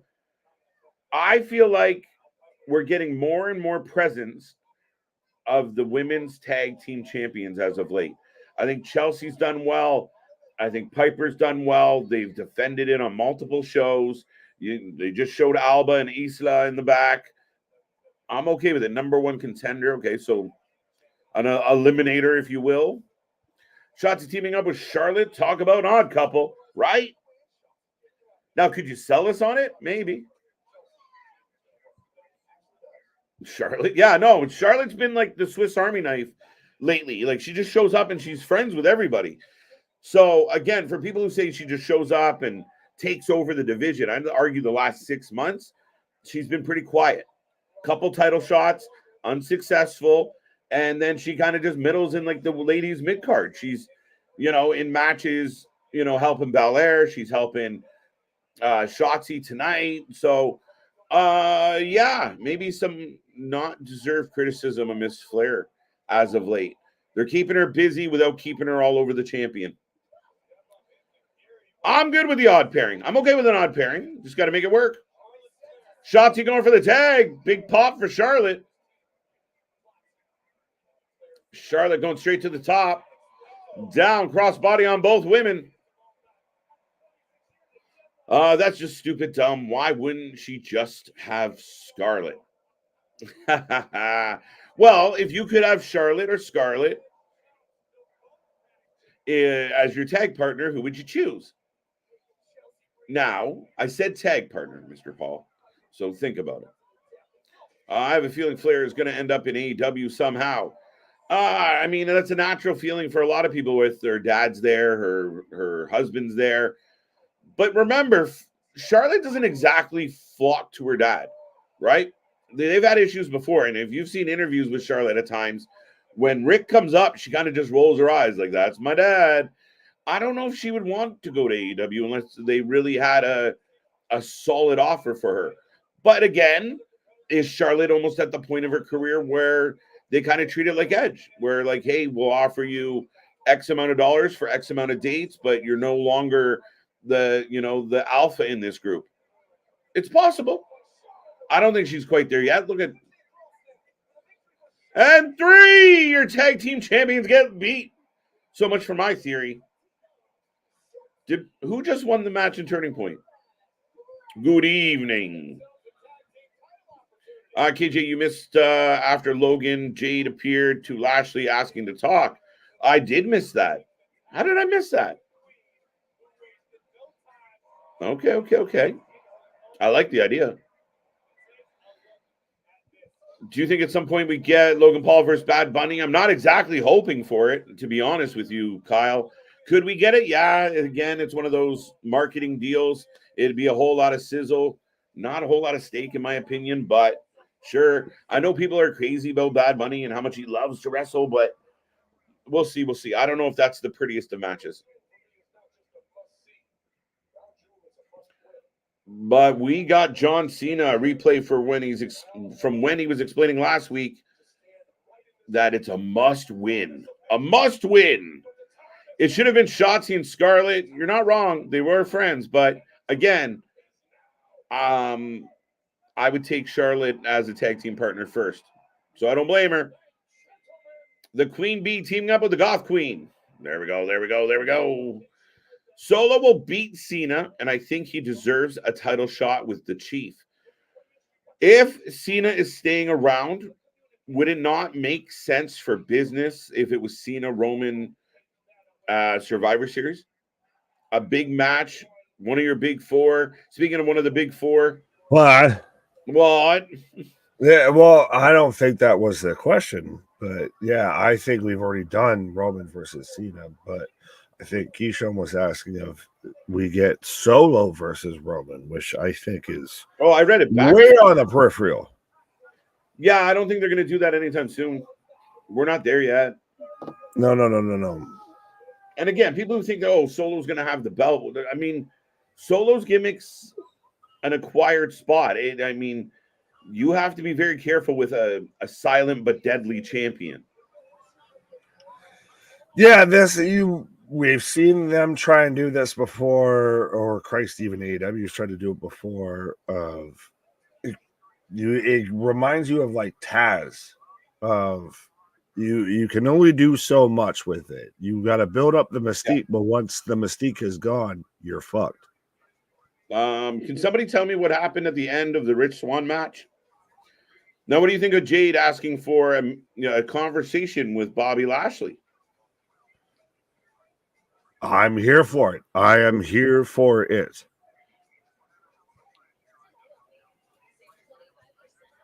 Charlotte out here looking like Queen City Barbie. Yeah, she looked good. She got the win. Your tag champs take the L. So does that make Shotzi and Charlotte the number one contenders? I think it just proves that these fucking titles are cursed. Maybe a little, but I was saying this while you were on pause. I will give them credit. Since Chelsea's had the belt, they've been definitely more prevalent on the shows. Yeah, but they've been prevalent as Brett and Neidhart, and they lift up the pumpkin, and Nikki's just there blank stared. Like, there's being on the show, and there's being on the show, I guess. But you don't think that like Chelsea and Piper put a better shine on that? 100%, but I still think that these fucking tag belts are cursed because there is no one for them to defend it against. Well, they got Charlotte and Shotzi now. Alba and Isla is a better tag team. They showed them in the back, so I'm hoping they do something with that. Chance and Carter, like that's the thing. These things worked better as an NXT belt than they did ever on the main roster. Well, again, I think it's just a matter of booking it more, making it prevalent, making them matter. And they're showing up. They were on every show this week. They were on all 3 shows this week, defended twice or defended once. Now they lost tonight, which doesn't help my argument, but nonetheless, I think they've been more visible. By the way, we got Dani and Jordan Gray at it. This I was woman distracted for a making second. Jordynne Grace look fucking Oh my like God. thin. Not often another woman comes in and looks bigger than Jordynne, and she's Bigger than a Snickers Statlander's fucking whooping ass over here. right. Bro, how you doing? How you doing? IWC would love Charlotte if she went to AEW. Haters would love her real quick. But do you not think she's like the antithesis of what AEW people should want in the company? Right. But that's the thing. The narrative has fucking shifted. The fucking goalpost has moved around enough that they've lost the fucking plot of, to me, Charlotte is not even considering that. The fact that that's even brought up is laughable. Well, you know why. Oh, I know why. But But you know at what's the more same like time, so I'm going to just leave fucking Nike to go and try and, have a shoe deal with K-Swiss. right? What are we talking about? And again, to me, you know what's more likely than Charlotte joining her dad and her husband? Her husband joining her and leaving her dad where he is. Facts, honestly. Because, Right? literally, you don't think Hunter in charge of this could have signed Ric Flair on a budget? 100%. Yeah, they didn't want to. This is the definition of you can have that. That even what I'm mad at. Well, and it's again, you have Tony Khan. I know we're getting back into the next match. Solo coming out right now. It's a unique Friday here on the channel, so I'm going to throw this out there. Do you find it hypocritical if for Tony Khan to make tweets, right, and pot shots at Vince's, sway and things that indiscretions maybe Vince has been accused of, and then you go sign Ric Flair, who you had to hesitate to sign due to very similar circumstances? I will say this, and I will acknowledge this. Shout out everybody that's in the chat, everything like that. Appreciate y'all and everything. And this is, like you've said it, this is a very unique night of everything's kind of pre-recorded, so we're kind of like there's a little bit more like we're talking wrestling with some wrestling in the background, right? But it just shows me the hypocrisy. It shows me the field goal post moving constantly of we're going to make any excuse. Sorry, it was BFAB, not Jade. Oh my God. Because people said, oh, Jade was talking to Bobby, and I missed it. But I did see BFAB. Bro, you just set me up for some shit. Sorry, I didn't and you came back, and I was trusting that what you had was information. Sources. You got to check your sources. I didn't check my sources. Yeah. But this is so it's you when you're cracking and dividing your own core fan base, now you're reaching bottom level. Like now you're digging deeper than you ever thought you could have dug. We got Paul in the ring with Solo cutting a promo on Cena. But here, I'm going to rapid fire a couple names at everybody who can hear me right now, including you, my guy. Yes or no, we will see them in AEW in some shape or form. Hulk Hogan. Probably. Who was the other big name that's out there that was rumored? Goldberg. Mustafa Ali. Ali, yes. I'm convinced Ali will do well there. I've seen people already theorize that he's the devil. Yeah, people have said that maybe Ali's the devil. I'm like, he's done that before. Don't do it. What I'll show you what is frequently said in an AEW booking room for 500, Alex. He's already done that. Don't do it. Don't do that. But yeah, so Hulk Hogan, I think is a possibility. Goldberg? More likely than WWE. Ryback. Oh, I don't think reach, but plausible. Well, again, I'm just trying to think like if Tony's in this phase where maybe he's feeling a little desperation. I'm done calling him Tony anymore. He is Jacksonville Dickie. Dixie right now. Dickie. Yeah, little Dickie over there. But yeah, Jacksonville Dixie right now. If you would have hiccuped after that, I would have popped and died.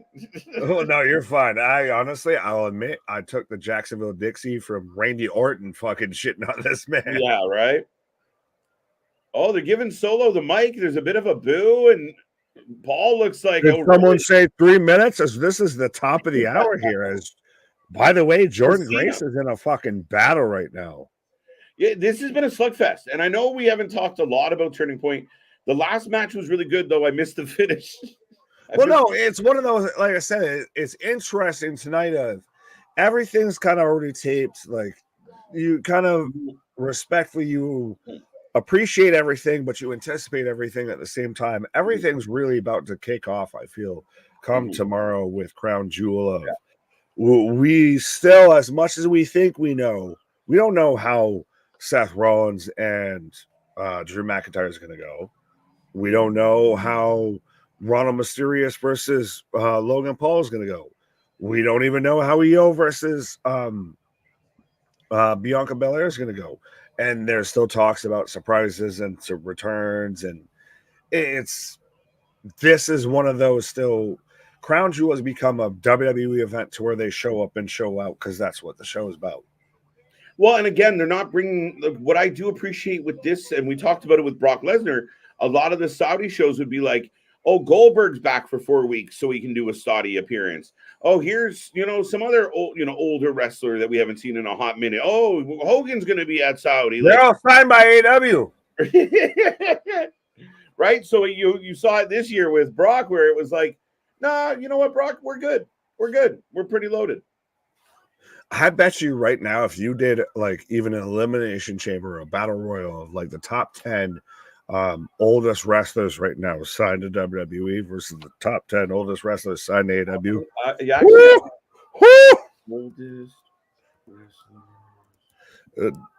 Cena's got to be up there as Jordynne Grace picks up the win. But yeah, it's so interesting to see how Cena's changed this role of now to where he's no longer, it's called a promo kid. If you want to be the big dog, you're going to have to learn how to cut one. To now he's really like, what more can I do to give back? Okay. No, I like this. And again, I feel like I interrupted something. No, not at all. You set me on a bit of a mission. So we're going to talk about this in a second, but I like that Solo's talking to him. Fair enough. Well, it's so funny how you see any sort of Solo personality comes out of like clips from when he was like a teenager, like before he was ever supposed to be in WWE. But now it's also interesting how Lance Enowahi, his cousin, and so on, have been released from MLW. Right. So maybe we start to get a different perspective on the bloodline here. There have been people that have compared this to the NWO, the DX. Like this is one of those up there as the greatest storylines in pro wrestling history. It really is. But again, even the NWO was the coolest shit going. It got tired eventually. But whether it's their fault or that had 87 members, that's why. Well, that was part of the fucking problem. Is like, who's on the team? Who's on first and what's on second? Yeah, you had fractions upon factions. And then, but everything ran its course. DX runs its course. In time, the bloodline to me is starting to run its course, unless you can inject something into it. But do you think that that's why the Judgment Day is going the way that it is? Because I feel like the Judgment Day is getting set up to be the next big faction. It's kind of on the opposite, on the opposite spectrum. It's the opposite side of the scale here. Yeah, and I feel like we're getting a replay of a video package, meetup between Joe Hendry and Simon Miller. I like this actually; they're funny. Oh, like I said, I'm a fan of Simon Miller. You want to know why? Here's why.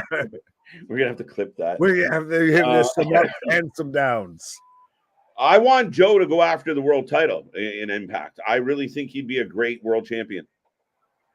And well, that's the thing, is that's what's so respectfully with seeing What Culture guys, we're seeing Cultaholic guys, we're seeing Joe Hendry with Impact being in Newcastle, everything like that. It reminds me of like the WCPW, to where you had like a heel Joe Hendry where he was part of the Prestige and everything, and he was a despicable motherfucker, but he could go in the ring, and that's still what misses from Joe Hendry and Impact. Of we all believe in Joe Hendry, but that's really great.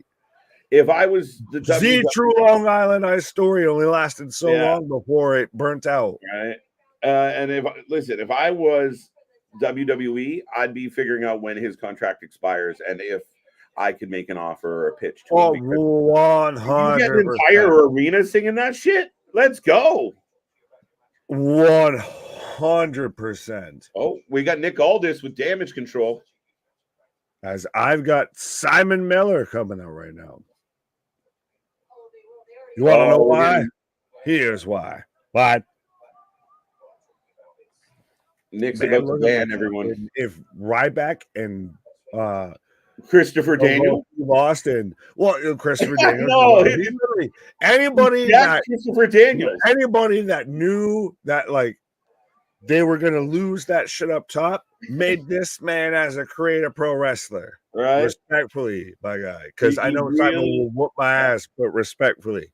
He's like Christopher Daniels' Jack younger brother. He's when you play to like 2K23 and you choose like wrestler as your like why? Sorry, Nick. Oh look. Did you know we're getting a Donnybrook? No. Where's the whiskey? Well, shout out, by the way, Alicia Taylor of she's I think setting the record or trend or whatever of she's announcing or ring announcing every show this week for WWE. Yeah. It's fight night. Let's go, folks. Make sure you get in this chat. Make sure you say hello. Make sure you come back tomorrow morning, 11:30 a.m. We will be here all day long. Watch pretty much. The boys. 7. With the boys 7. Bro, you got a bubble. Yeah, a bubble pop. It didn't work. You keep doing it, it didn't work. No, it's selective. It's the weirdest thing. Still didn't work. Moving on. I threw it off. Bloop. But Pretty Deadly versus the Brawling Brute. Brawling Brute. And a good old Donnybrook up next, folks. Now, Nick, as we go to commercial, back to your question. Mm-hmm. So right now, technically, R-Truth at 51 years old is the WWE's oldest dude, right? Active. Has anyone else seen the picture of him and Tupac together and just had your mind blown? Yeah. And it would have been Edge at 48. I mean, Rey Mysterio's up there, but still, Rey's not 50 yet. Robert Roode, who's no longer active, 46. Shelton just got released at 46. Now, AEW currently. Did you know Lance Archer was 45? No. He's fucking up there. He's fighting Darby tomorrow. I was going to say, I don't want to get exposed by the Murder Hawk here. Yeah, you got Sting at 63. You got Billy Gunn at 58. Luther apparently counts at 53. Where's Jericho? I mean, he might be taking some bumps with Tony. How old? Wait, I thought Jericho. Oh, Jericho at 51. So this is a little bit old, this list, because he's older than that now. So what you're saying is AEW stands for AARP. Like AEW is the older of the two companies. WCW. I literally, when people were starting to implode about this, it's like I'm getting sick of. I've been saying this for how long? It is WCW, and now you have Ric Flair signed for a deal. You're having rumors of Hulk Hogan showing up. He is Jacksonville Dixie. Dude, you see this, Mr. Clean Shit? Sorry. Oh, yeah. We're getting a song from Joe Hendry. Simon Miller. Oh, this is hilarious. Looking like Mr. Clean. Now, as a fellow ball man, should you be saying that? Yeah, I'm okay with that. I've been called worse. Or is it one of those that like I'm bald, so I can say that? Yep. I identify as a bald man. I believe in Joe Hendry. Dude, you need this in like on the big stage. Like, I want to see this guy do this in front of thousands, like a much bigger crowd. Him versus Gunther. Yeah, I'm down. But that's the thing is, it's gonna start to be this fucking cherry picking of talent here. Do you know what I find a little bit ironic? You recently had Jericho come out and talk about, well, you can only sign. It's like playing a video game and bringing in Brady and all of your best people, and then they go out and they get Flair, and I'm like, is that not like the pot calling the kettle black? Like, except they didn't go out and sign somebody; they had the somebodies. Anybody who's even played the fucking 2K23 GM mode knows you don't sit there and just out the fucking just on a whim just decide I'm going to sign a fucking legend. That's why, like I said, this man is following in the footsteps and just exacerbating this whole situation of WCW. We're seeing a train wreck at a rapid pace here. Yeah, it's very interesting. Like everything negative that you could say about AEW, you could say the antithesis, the positive for Impact TNA right now. Impact's making moves, man. They're doing well. I'm still like, from day one, and I know my buddy out there, Boston, gave me shit when it happened because I was like, "Are we sure the TNA decision was a good thing?" We'll see. I wasn't convinced, but they're doing something. They're trying stuff. They're trying to get into bigger venues. They're trying to, like, they've done really well internationally, going to the UK twice. They went to Australia twice. That whole tour. They live in Canada. Right.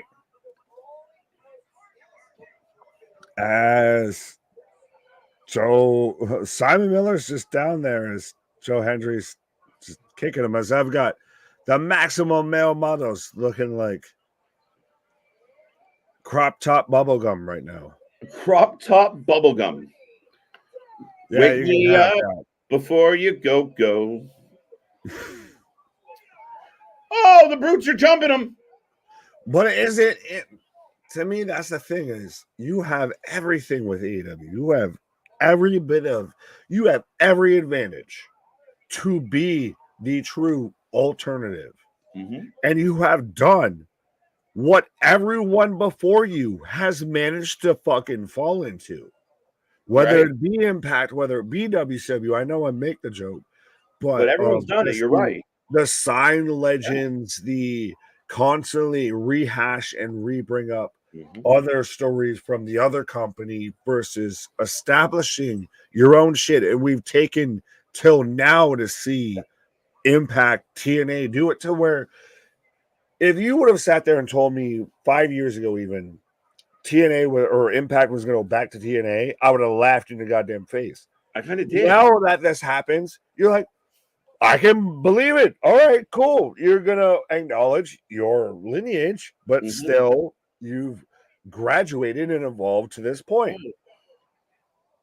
Yeah, no, I mean, you look at other companies. I mean, Billy Corgan, to his credit, literally, is trying. I mean, I hate what he's done.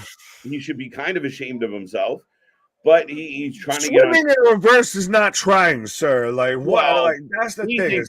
Trying is a lucrative is a vague term when it comes to that. I don't know where he was going, but you look at GCW, you look at like the Wrestling Revolver card that's coming up is absolutely stacked with names. And I mean, if companies like that can put on those shows, that's where Revolver and such prove that. Okay, fine. If you don't want the story, you just want the matches, we can do that all month long. No problem. Oh, absolutely. But that's where AEW falters. Is you should be giving us the stories. You should have us invested from week to week. And it still has stayed at this level if it's a super indie. Pete Dunne stretching the fingers. Stretch them. Beer Money, still one of my favorite tag teams, WCW guys. Beer Money was Impact Yep. TNA guys, but yeah, Beer Money was one of my favorite tag Oh, teams. shit. Absolutely. I'm sad. I still hate the whole story how James Storm was supposed to be in NXT and he walked away. And hey, just so happens we have an open spot. Right. Here comes Bobby Roode. It's like, no, just do them together. Just please. Yeah, Please. it was really odd how all that played out. But yeah, we got broken glass everywhere. And the Pretty Deadly's in control right now of this brouhaha, Donnybrook, Slobberknocker. Can you say that without getting gimmick infringement from AR? Maybe. I also hope WWE and Stars are safe going over to Saudi, especially close to where they are, with all the war drama going on. I know and pray. Yeah, I mean, you always want safe travels, and I don't think they'd be going over there if they were fearful in that regard. We've seen them in the past with the wearing the helmets and the military gear, and it's not the first time. It won't be the last time. Well, and even then, still, it's one thing when it's under the Vince McMahon investment, but now you've got TKO, you've got you've got all of Endeavor invested into it. We're gonna make sure this shit fucking flies right. You just saw, like I said, of everything that I think Endeavor had a part in, with Ngannou and Fury. So they're going to very much make sure this shit is not going to have any leaks here. They're still in the honeymoon phase of this whole deal. Mm-hmm. Pete done with the moonsault as we go back into commercial break, and Joe Hendry has a grown man hanging on to him. Right. Well, I've just got a suplex here, as I've got a Sherman commercial. Yeah, and listen, I mean, again, it's a secure place. No one's really going to mess with them. Smooth T, you only need to say these things once. All right. I don't know what he said. No. Joe Hendry for the win. Talking about Joe Hendry, and you didn't even say nothing about John Cena dissing the shit out of Solo. Again, mic drop. I mean, what more could you say? I only have 2 ears. That's all I can say. I can only hear so much. But do you think Cena wins over Solo, or do you take Solo over Cena? I think Cena needs to win. As funny as that sounds. I'll take Solo. Yeah, fine. I like it that they built it this way. But I could see Cena winning, especially if he's sticking around for a few more weeks. But we don't know, because his whole status is literally dependent on the Screen Actors Guild strike. Mm-hmm. What's up, all? What did I miss so far? Bobby, you missed a lot. You missed that rewind button that you can always go ahead and hit. After you're done watching us live, you can go ahead and just watch it back. Cutter, big cutter. Pretty Deadly for the win. I've got kicks to the chest here from Joe Hendry as I'm in commercial break on SmackDown. There we go.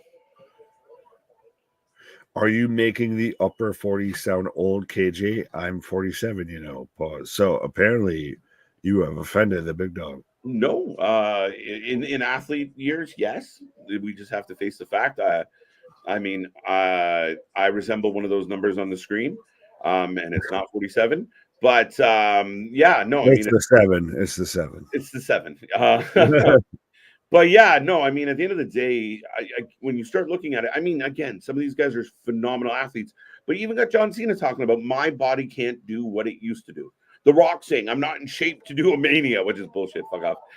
But you know what I mean? Like, it's just the natural way of thinking. Well, there's in shape to do a Mania, and there's in shape to do yeah. I laughed my Red Bull into my nose. Thank you. You're welcome. As the Brutes pick up the win. Wait, what? Yes, sir. I just got picture in picture. They got the win. I thought they picked up the win. What the fuck? Okay, you're high. Yes, I know. I was like, what's going on? I got a Boston Crab. That right. I got there in the end here. Vitamins are a son bitch. Yes, I know. We've only just begun. This is why they are not, should never be classified as a performance enhancer. Yeah, no, 100%. Yeah, clearly. No way to respond to that. It was like delayed reaction altogether. Point proven. Lance Archer, Big Dallas Kid, Cash, old partner. Kid Cash's old partner. Yes, I'm a big fan of Lance Archer. I didn't realize he was 45, which regardless, I was a fan of him, but I don't know. He may be in a weird part of his career. I think he's in just a weird company. He's going to lose to Darby tomorrow. Oh, that was clunky. The tandem power bomb was a little clunky. Yeah. As I've got Scott Demore letting people know, welcome to Gut Check. So we do get the finish.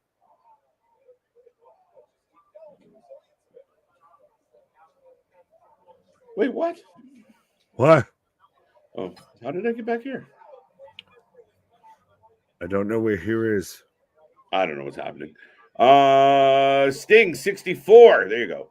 So I said that list was a little aged, but the point is it is surprising because this is where we were talking about the Darbys, the MJFs of the world, the up and comers, this young, energetic, vibrant, different style of wrestling.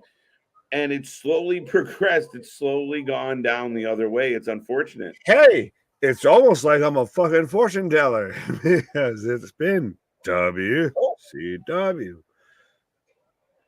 Oh.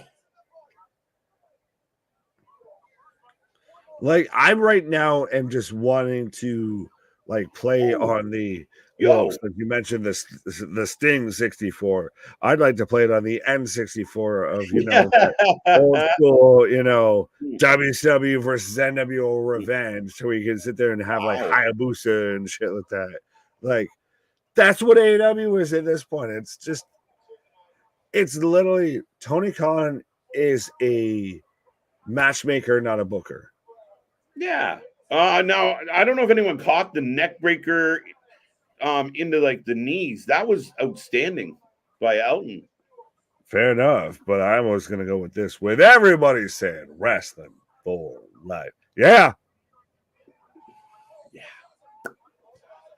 AEW Fight Forever is getting better now. Pause. How? What?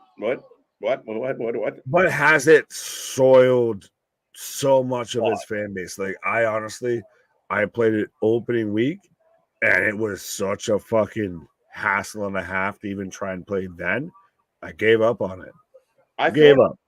I throw it on from time to time and just fuck around a little bit, but yeah, no. And I mean, if you look at the numbers of like returning visits and such, Eric, I'd be curious to see in what way do you feel like it's better. Oh, we got through the table. Oh, I got there now. I got Kazarian and Chris Sabin versus Moose and Brian Myers coming up right now on Turning Point. Oh, this has actually been an all right match. 2 count. Back and forth, lots of big moves. I just got the 2 count. So you're like you have to jump ahead of me. Ridge lifting up the apron. Going under. Yep. One of my favorite entrances in all of wrestling on Turning Point right now. Moose! Dude, it's good. It almost gives me the Chicago Bulls vibe. Like lights down. Yeah, but like just that let's go. It's fucking game time. Well, there's one person I would say in Impact that constantly gives you that vibe of, I will fuck you up. And that is Moose, 100%. Oh, absolutely. What up, Dale? What up? How you doing? Matt Hardy, 49. Jeff Hardy, what, 47, 46? Does that count alcoholic years? Ken and Barbie return from Barbie General Hospital. They're back, and you know what? They're fucking in it. They're battling, man. They were built to be a solid tag team. They're the evolved form of the Fashion Police, all of that. And the victory to Pretty Deadly on a wicked finish. Right. As I've got Brian Myers coming out right now on Turning Point. That was a good match. That's twice I've said that tonight, at least. 3 times, actually. 3-0. 3-0. Well, yeah. Is Sheamus injured? Yes. Sheamus on the shelf. Delete, delete, delete. That's what I would like to do. Yeah. Right. Fight forever game. Yeah, no. That game not in the bargain bin basket yet. KJ Nick, yeah, because they got to make that money on that return on investment, motherfucker. Yeah. I like this in Savage mode on Jeff Hardy. That was what did I even say about Jeff Hardy? What do you mean? I could go in worse on Jeff Hardy. Let's be real. So, boo. Yep. Kyle's shoulder. Kyle. Did Purrazzo win? I don't think Purrazzo fought yet. I believe she did. Oh, she did. She won. No, wait. No. Yes, she did. No, she didn't. Yeah, she did not. She did not. In the last chance match. Wait, I haven't seen that match still yet. Have. I do not. We did not get a Trinity. We've got the tag team match between Moose and Brian Myers, between Kazarian and Chris Sabin. Yes. And then we've got Will Ospreay versus Eddie Edwards. Interesting. I did not think we got Trinity versus Deonna. If I completely again, that's what happens when it's on a tape delay and we're out here just more talking about anything and everything that's going on in pro wrestling versus it's like I said, it's the difference of when it's live and you don't know what's going to happen versus even still, you just kind of have a good guess at what's going to happen. Heyman and all this. Why? Pearls of Wisdom from Paul Heyman. Deep Thoughts by Jack Handy.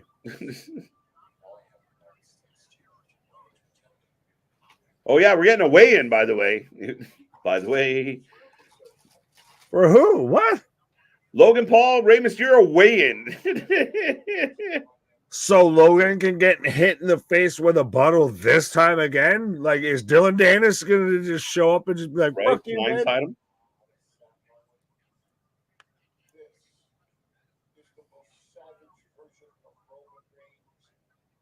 So we've got Aldis and Sabin right now versus Brian Myers and Moose. Did you say Aldis versus Sabin? Aldis and Sabin? You got Kazarian. Sorry. There's enough Impact players moving around, okay? Right. A little bit waiting to be like, did you fuck up? Yes, yeah. Paul Heyman a little bit threatening there to Nick Aldis. Interesting. Justin Michaels thinks that Sheamus is leaving. Again, I don't know, but maybe. I don't know if that matters so much. The Cotton Candy Boys with the win over the Drunken Brutes. Amen. Well, you've heard a lot of the contracts that are been up around 2024, like Drew's one, Sheamus's one, haven't been renewed, and a lot of people talking about could it be because of the whole TKO deal? Could it be this? Could it be that?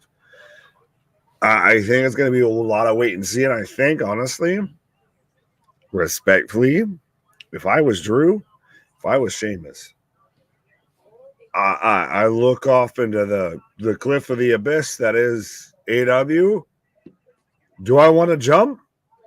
Or you can have that. That ain't even what I'm at. Again, if you're sold on good money and the idea of like you come over here, well, you'll be a top guy, you'll get a title run, and you're looking at their roster thinking, I could probably make them better. Yeah, they might not be drawing big now, but if I go over there, I could move that needle. I could be the difference. I mean, it wouldn't surprise me, but where do they really fit in? Is Drew McIntyre going to do jobs to Darby Allin? Excuse me. He'll be in there and Jeff matches Jarrett, with Hobbs. right? He's already met Jeff Jarrett. But could Impact be a bigger player than we think? They've been put in the running with CM Punk. Yeah, no, I don't. I think that's conflated quite a bit. Punk goes to Impact if there's nowhere else to go. If either one of the other two companies were offering him a decent opportunity, no offense to Impact, it's just not the same, and he knows that. But do they?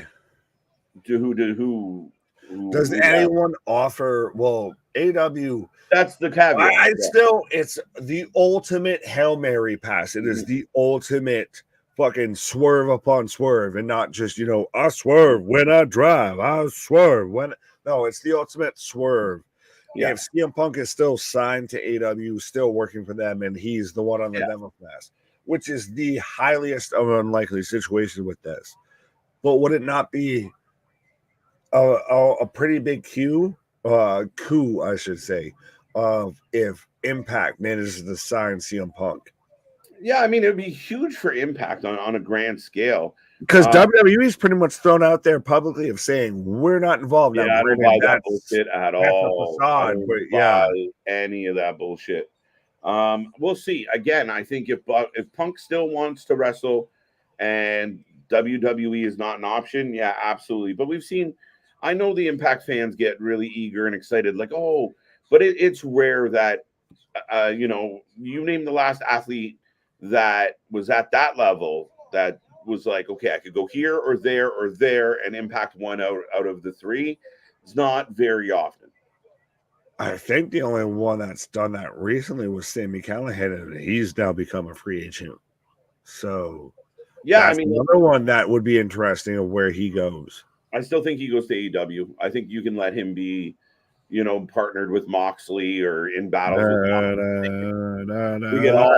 All this is making an announcement for Crown Jewel.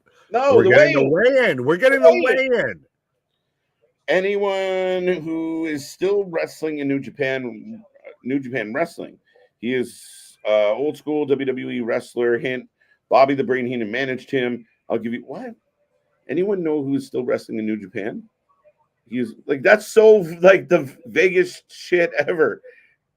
He's an old school wrestler. I have this thing called vitamins that I partake in, so I'm like, one of the head shrinkers. Has the Motor City Machine Guns had their match yet? They're not in a match together. No, but also, have you seen Will Ospreay's promo to where he's pretty much halfway even said, when I leave here? So now it's become the question of where does he go? And now I think it's really interesting to where WWE could build NXT Europe completely around Ospreay. You are our figurehead. You are our Roman Reigns. You are our whatever the fuck. That's an interesting caveat. Do you think the WWE fans would be a little bummed out? Ospreay signs, but it's a Europe deal? No, because what's gonna fucking sell out right there. You're gonna have people lining up to get whatever extra bonus package to watch that. Because honestly, respectfully, as a WWE fan, an AEW fan, a GCW, anything, if you're a pro wrestling fan, Will Ospreay is can't miss right now at this point. Yeah, no, really. Guy is on absolute fire. Right. So if you're gonna throw this as I gotta pay an extra $2 a month on Peacock to get this shit, whatever. Fine, cool. You can have that. That ain't what I'm at. Fair enough. I hear nothing but bad things about Five Nights at Freddy's. I don't care. I heard their pizza sucks. So no, but I have heard. We got a pushing. You can have that. Oh, he hit him. You were right. You hit him with the mic. You hit him with the mic. Dude, we're getting. Who got laid out? Was it Escobar that went down? Yeah, I think Escobar went down. Logan went down. He had weapons. They should have cut him under the eye, like Dani. I still every time now that I see Kevin Patrick on commentary, it's like my first bicycle. He looks like he's in a high chair. You're Look riding at his fucking training wheels. People, let me tell you about my best friend. Chambers says, was that necessary? So stupid. I did find that was quite stupid. And what they were trying to recreate, and they didn't, was like that you know, the of every Logan Paul press conference ever. So, but that didn't achieve it. That was quick and not good. It doesn't help when the fucking one half of the competitors looks like an Oompa Loompa with the fucking That's not nice for Ray. What? He looks like a Jack Oompa Loompa. Yeah, an Oompa Loompa on steroids. We represent the Lollipop Guild, the Lollipop Guild. Nick Sabin, Roll Tide. All right. Oh. Happy Friday, Eric. How you doing? How you doing? How are you going to do a weigh-in? Yeah, it's the most ridiculous shit. Like in at 98 pounds, Ray. In at 110 pounds, soaking wet. Ronald Mysterious. Well, it's insane to me of like if you look back at it of like with Brock Lesnar to fight in the UFC had to cut weight to make the maximum weight for a UFC heavyweight at 265 pounds. These fuckers are walking around way heavier than that. Yeah, no, absolutely. Yeah, no, they're fucking huge. The cheesy horror movie of the 80s, Air Miles Better of the whatever. MJF, Ospreay, Drew, Wardlow, Hook, Starks, some more names, contracts expire 2024.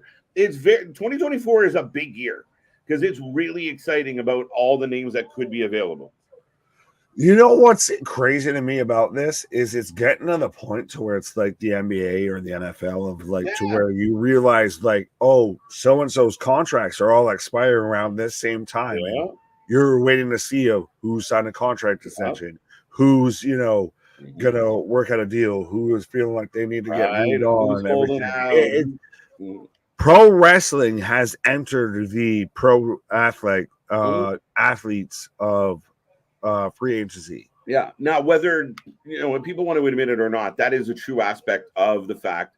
In that regard, AEW will always be competition for the WWE.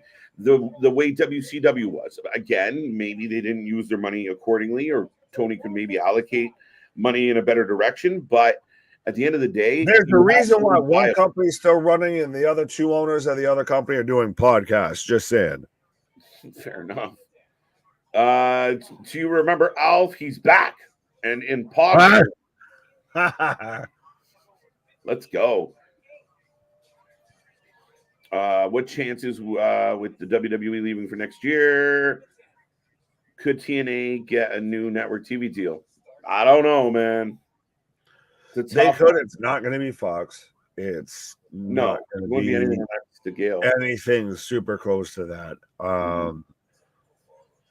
Shit, I don't even want to try and guess at a deal that they could do because think about it. NWA got, CW of fucking Gilmore Girls is going to be the lead into NWA Pro Wrestling. So I don't know where they could end up.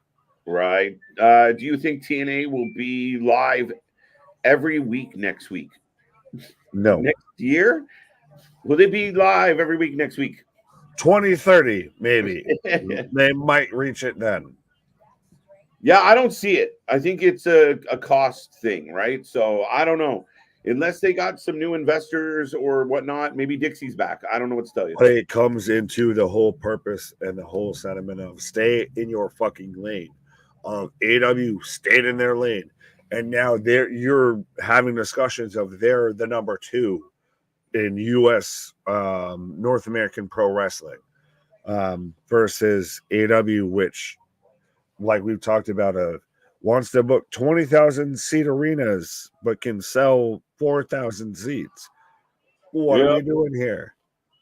No, I mean it's something that needs to be addressed and strategized around. What is WWE doing here? Speaking of what are we doing here? Yeah, I don't know what we're doing. The weigh-in was silly. Good song. Yeah, Big Dog. I didn't mean to skip over that, but I didn't want to interrupt my buddy, but yeah, big shout out. That was a good choice. Karaoke. Wouldn't it be funny if during the weigh-ins you just hear someone screaming, Adam?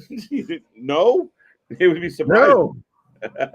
How about no, you crazy Dutch bastard? Right? There you go. Adam. I think he is referring to Haku. Yeah. Haku. That's what I said. That's what I said. One of my favorite Dale. It was just a question for fun. Yeah, I was just being funny back.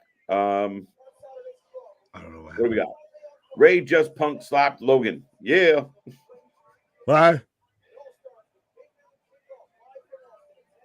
125 likes. Let's go. Get it up. I don't anticipate any title changes tomorrow. Has any title change ever happened in Saudi? Not many. Oh, you're gonna have to make me look through the back of your. For the longest time, none had. Now, I don't know if that's still the case. I would not say that's the case. But Belair's in the ring, so that must mean we're close. We are close to the end of the show. Right. Would you read that as I see if we've had any title changes? TNA may go to Paramount. That'd be interesting. I mean, why not? You know, get in there, do something like that. But I mean, again, if they can swing it, but I think when you're jumping on, I think there's more of an opportunity with something like that opposed to, national television. I just think it's an easier out, and there's more options. Fair enough. Well, yeah. Well, would Paramount be somebody that would want to pick up TNA? I don't know. I really don't. As by the way, I just had to go back to last year, and I mean, technically, if you want to count it, there was the inaugural World Heavyweight Championship final between Seth and AJ. Mm-hmm.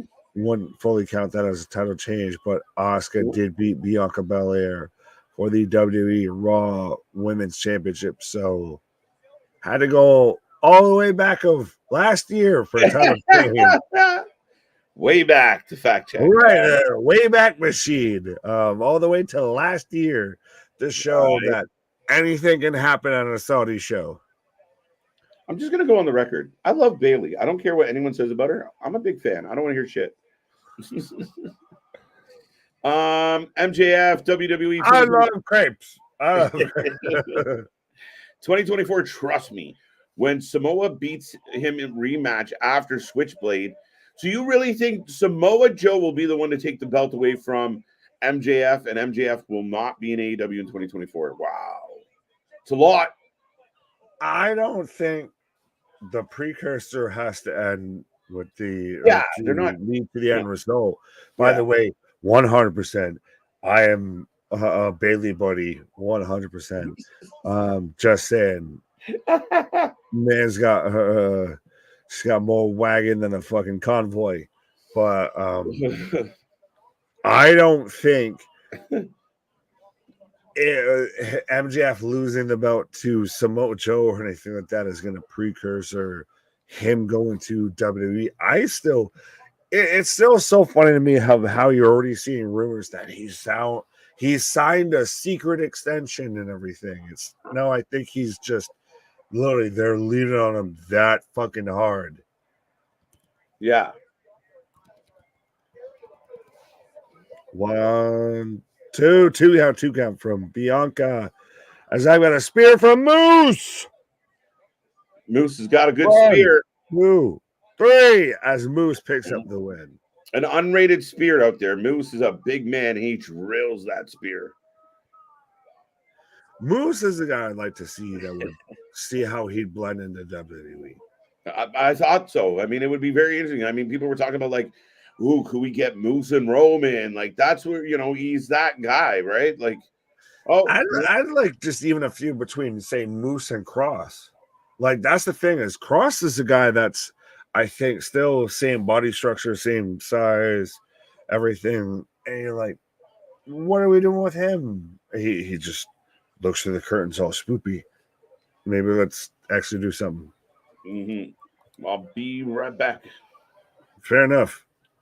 As KJ takes a pause for the causes, I've got Moose and Brian Myers pick up the win as Bianca picks up the win here. She's doing the whole taunts of kiss my asses. Now is this heelish that she's going extra and overboard here? You know, she's hitting extra moves of right as she's about to have her whole TV series with her and Montez debut. Got Bianca. Whoa. Day late and a dollar short on that one. Why not Alien versus Predator twice, Larry? What did Larry say? Which, by the way, if you're going to watch either of those franchises, I would 100%. Granted, I'm partial to the Predator series, the Yamcha series, or not Yamcha, yeah. First Predator, Dylan, you son of a bitch, and Predator 2. I constantly will watch those just regularly. Anyways, I love Samoa Joe as much as anyone, but if he's your world champion 2023 TNA, well, I don't know about that. He's right now your longest reigning Ring of Honor TV title holder in history. So I don't know if that's exactly the case here. As I'm getting a video package for Trinity right now. So are we getting Trinity and Deonna right now? Yeah. So we're getting Trinity versus Deonna Purrazzo right now in a last chance match. Why? For the Impact Knockouts World Championship with Gail Kim. Shout out Robert Irvine, I guess. Told you this match should happen. Fair enough. Relax. Take your vitamins. Calm down. But that's the match that we've got coming up next here. And then we've got the main event of the evening of Will Ospreay versus Eddie Edwards. Well, let me know what you're thinking so far, folks. You spoiler. No one spoiled anything. We just spoiled the order of the matches. Motherfucker. Yes, Larry, 2 movies weigh in on them. What? So much for Bianca going heel. Well, wait to see. Just because you don't get everything out the gate doesn't mean you're not going to get it. That's the thing is, I hate to go all, let's do the time warp, this close to Halloween, but, time is fleeting, maybe let some things build a little bit.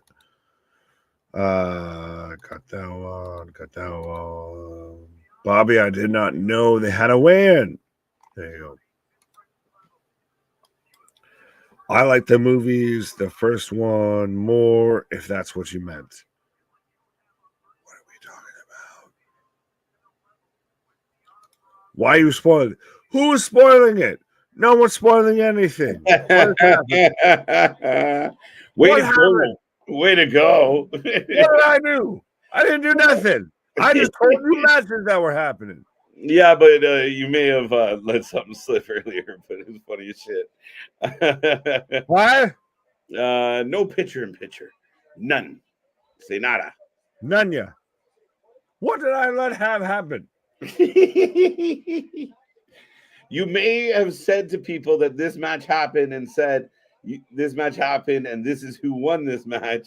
And it made me laugh when this match got announced. I knew I hadn't seen it yet because the glow in the dark stands out.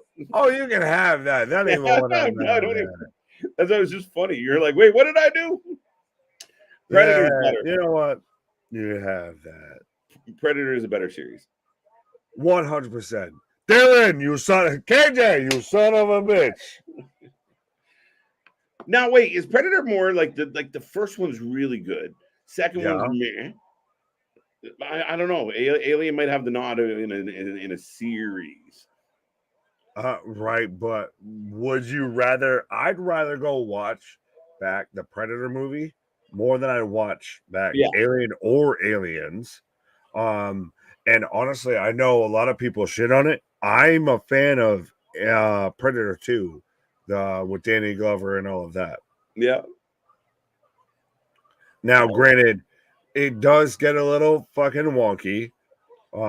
Prey's really good. The Predator series just takes an L all the way until Prey.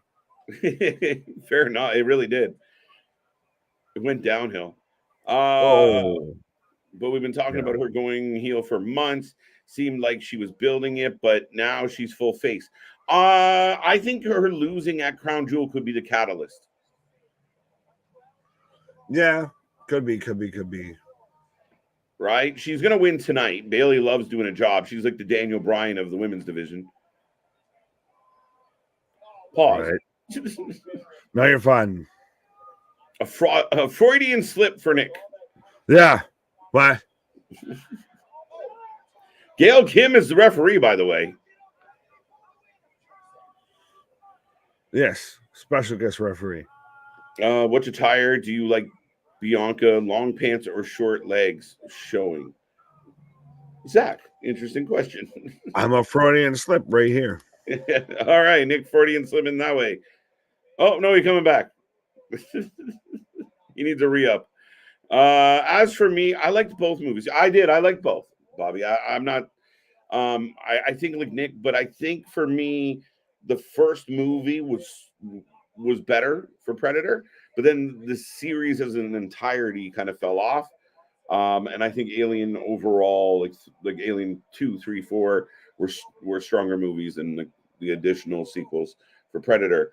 But Trinity fought 2 in the ring, belt above her head, and Bianca backflipping off the middle turnbuckle. Back up. Why did you do it?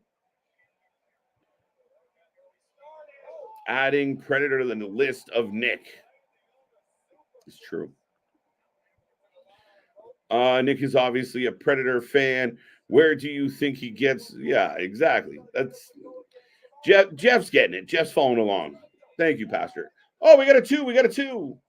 It's funny. I got a bell in the opening bell for Trinity and Deonna, and I thought it was the ending bell for the other match. Botch on the top suplex. Yeah, a little clunky. The second one, Cake City Kim. Miguel Kim and Gisele Shaw competed in the Amazing Race Canada together, and they didn't do very well, but kudos to them for trying. Kindergarten Cop, classic. Now, don't start quoting, everyone's favorite scene. Lovely cakes. Cakes everywhere. Oh, Bianca's face first into the pole. Bayley yanking the hair. Listen, I will say this for SmackDown.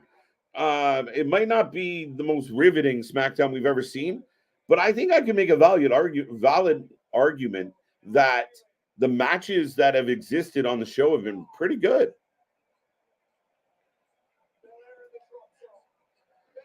Bayley to the top. Elbow! 2. Oh, wow. That was a deep 2. Yeah, I can't do it, so I'm not going to do it. That's his thing. Get to the chopper. Yeah, no. Who's your daddy and what does he do? Who's your daddy? What does he do? I can't. I need Nick. Nick leaves. Alien movies had some legendary directors. Can't name one director of Predator. Valid. Okay. There you go. Cake like it's our birthday, even though we don't give up. It's not your birthday. Bayley clearing off the announce table. Belair down. So far on the list, I've got stairs, promo packages, belts, Rey Mysterio, being U.S. champion, just in general. I don't think I can add Predator to this actual list. Remember, Pearl Jam.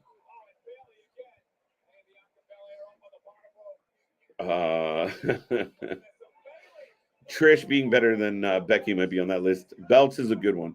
Belts and stairs. Stairs might be my favorite. Ain't the SmackDown we're getting 100 before. That's for sure what happened. Ain't the SmackDown we were getting 100 before.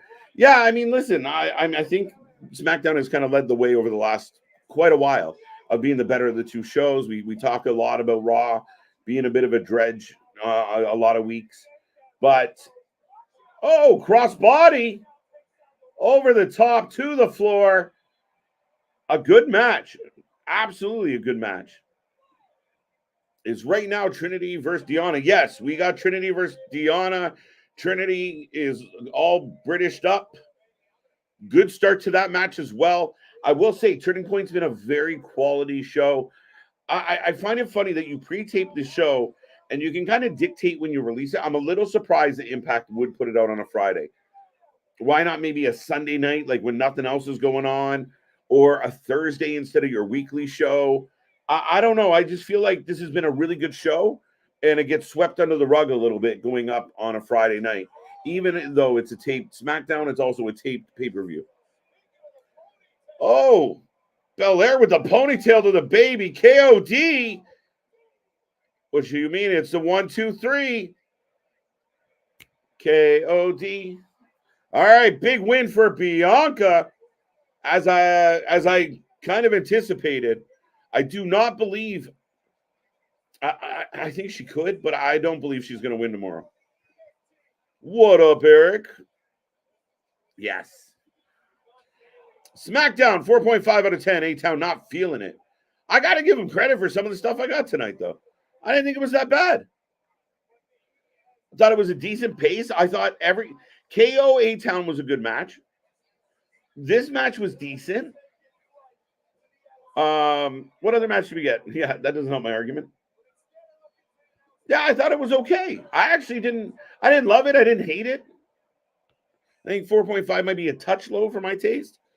Only weigh-in ever worth watching was Freddie and Jason for Freddie vs. Jason movie. Wicked. I think one of the best wrestling weigh-ins ever was Cody Rhodes when he took on Ono. I can't even remember his name. Apollo, Solo, Camarato. Big clothesline by Trinity, and the show has not gone off the air yet. Belair stalking Bayley. Even flow.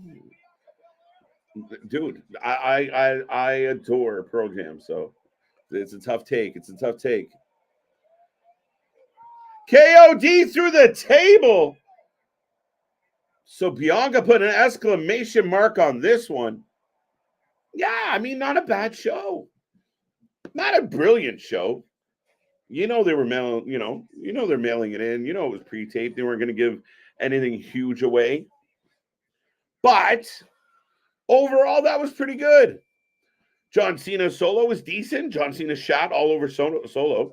So maybe Solo will get the win. John Cena loves taking a pound of flesh. Trish, hot take: will Revolver be a better show than Full Gear? Ooh, Kyle. Listen, I'm excited for this Revolver show, and I know since Revolver's kind of changed its services and it's not on Fight, we haven't caught it as much, and it's been a bit of a moving target. We will be live for that Revolver show. Ronda Rousey's going to be on it, and there's a huge list. Moxley, I believe Callahan. Every day it feels like they're announcing more people. It could be a better show than Full Gear, yes. It could be one of the better shows of the year. It's stacked. What is this match card for Rampage tonight? Oh, great. Going to ask me questions I should know the answer to. What's happening tonight?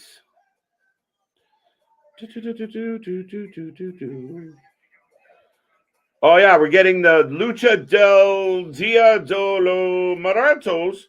So the Lucha of Death match, I think, between Vikingo, Penta, and Commander. So that's going to be a strap in and strap on. Celebrate Day of the Dead tonight with this crazy three-way. Okay. What else we got going on tonight? Christopher Daniels, Matt Seidel taking on the Guns. Trent versus Daniel Garcia, Timeless Tony. I think that's what I got. Anyway, folks, I will take your rating out of 10, and we are going to transition into Rampage coming on now. We still have Turning Point rolling along, so make sure you're tuned in and get in that chat.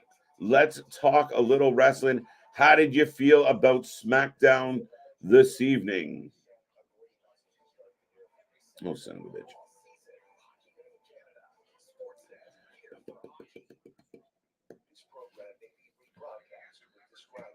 NXT Level Up still a thing? What? You slapping fake audio? I don't know when and where. Maybe. 4-0. Bianca Belair wins. Raw had a better go home show. Yeah, and I mean, you always will get that. I mean, at least Raw was a live show, right? So we understand that a big chunk of the roster is overseas right now, and you're kind of going to get what you get out of a show like this. But I mean, honestly, I thought what we got. Even the Donnybrook match I thought was kind of fun.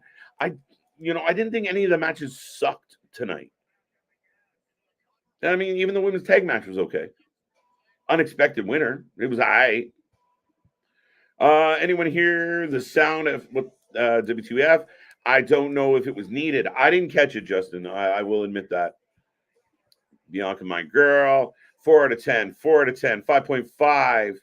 I'll give WWE Smackdown a 10 out of 10. Wow, Eric being bold. 5.5. Ooh, Anthony, a go-go. I knew it was one of those. 5 out of 10. KJ, I'm already turned out. I've been shooting the shit on FB, Facebook for a half hour now. Same shit all the time. I lose interest. They don't keep my attention like I was 7 years old anymore. I'm not sure. What specifically? Are you talking about SmackDown in general? Jeremy spoke. Yeah, I almost read that like a comment. Of course, the classic Jeremy. John Cena or Roman Reigns, WWE WrestleMania 40. Not sure what specifically that question is, sir. Both Raw and SmackDown been off. Garbage. Hope it gets better. Yeah, I don't know about that. I think Monday was decent. I thought it had a good pace to it.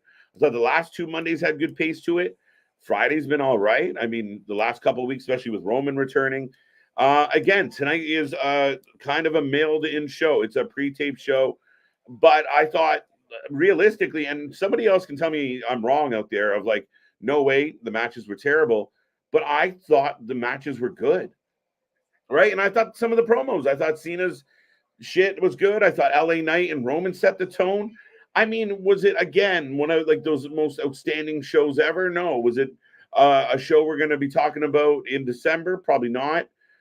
But it served its purpose. I didn't think it was bad. I didn't think it was garbage. I don't think this is an indication. I know the naysayers want to like, no, they've been cooking. They've been cooking well. And don't forget how well Tuesday's been cooking in addition to that. Have you enjoyed anything in wrestling, Justin? Yeah, amen, buddy. For SmackDown, 5 Predators out of 10 aliens. Take it. Wow, that was crazy. 50-50-50 split is this opening match. There you go. So you're like Cody plus. 7.5 out of 10. Yeah, SmackDown. Okay, there you go. Yeah, I mean, again, overall, what I watched tonight didn't really, have me tuned out. It wasn't great, but I mean, it really was all right.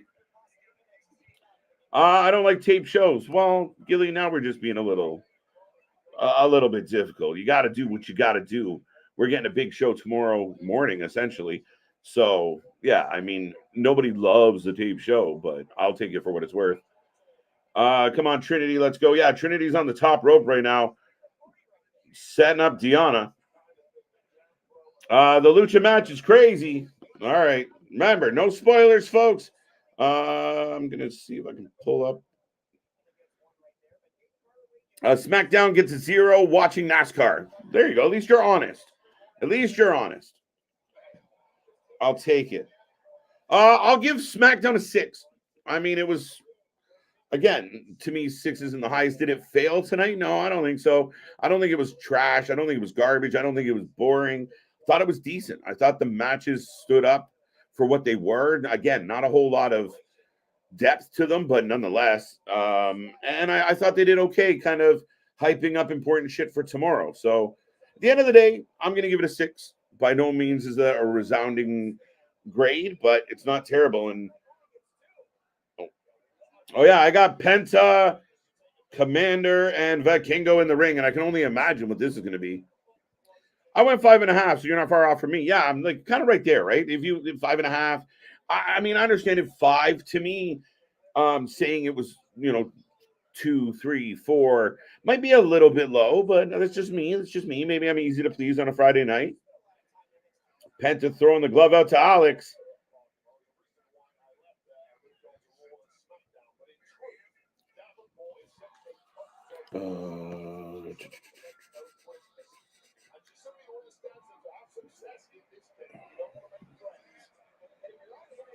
Dun, dun, dun. SmackDown was literally just all right. I think that's the perfect description. Speaking of just all right. Welcome back. Didn't wow me. I'll give it a 5. It did enough to get by.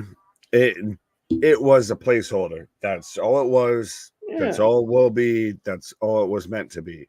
Yeah. But I thought I really did like the matches. I'll give them marks on that. I thought the matches they pulled off were pretty good tonight. Yeah, that's what helped it from being 3 or 2 to a 5. Yeah, very amen. Picture in picture. Yeah, I'm in picture in picture right now. I don't know about you, Nick.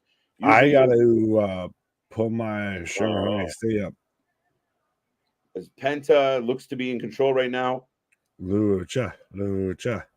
Is Rampage on right now? Yes, Rampage and Turning Point, guys. We're still watching both.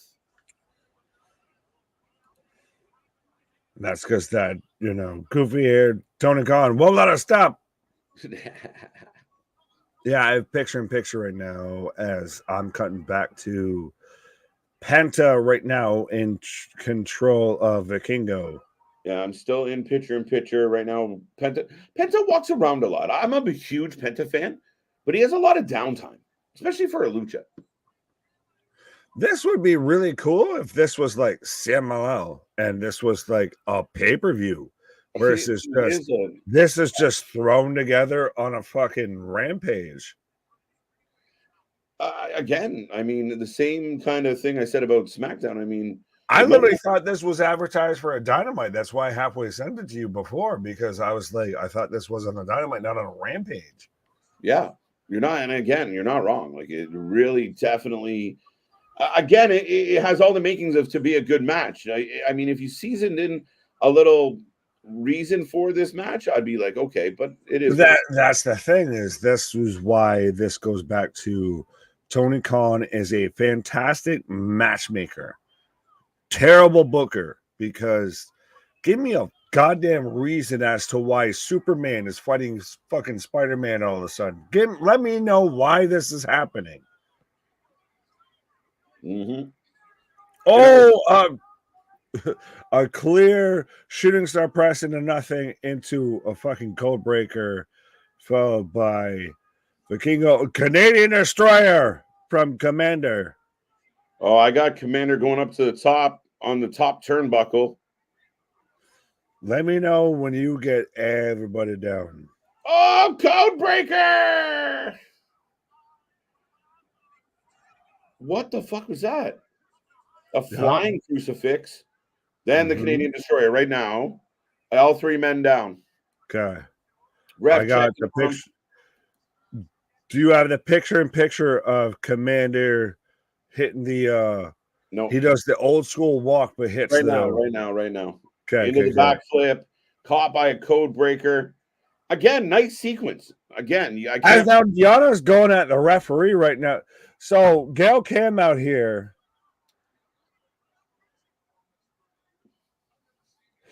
hitting a little bit of a jawbreaker there. Who's The on little commentary? whoa. Is that Paul White? Where? It is Paul What? White. Who? I mean, Was- SRS has a match coming up, so we can't talk about who's where here. Does he really? Yes, versus oh fuck. It's a no disqualification match. Shaza McKenzie, I believe, is who he's having against, but let me just Like double check Shaza? here. Yes. Penta Jr. for the win. I'm always for Penta. This is a great match. Fire. There you go. As I've got Will Ospreay cutting a promo backstage. Oh, Come on. Scrolling. electric chair. Oh, Poison Rana on the apron. God, that move makes me. Yeah. Yes, so it's SRS is coming to BLP to take on his longtime rival, Shaza McKenzie, in a Berwyn street fight. Okay. This is wrestling journalism in 2023. Well, I'm okay with that. Right, but keep it a buck. I'm not trying to have no match. I don't know about you. I'm not trying to fucking work a spot. Like, I'm not trying to get my shit over. No. But it's one of our buddies from the fantasy faction. Our big shout out to respect. There you go. Well, right. Fine. But respect of that small time versus Shaza McKenzie, who's literally on the radar of like major promotions and your matches against SRS. It's like if we can get you and I in a tag team match versus Dave Meltzer and Brian Alvarez, I'm in. I will fucking 100%. I'm game. Oh, what the fuck? Oh, huge. These guys are going insane. Lucha.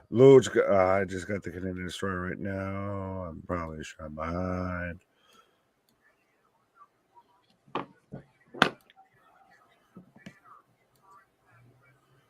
As I've got Vikingo with a black hole slam on the Penta right now.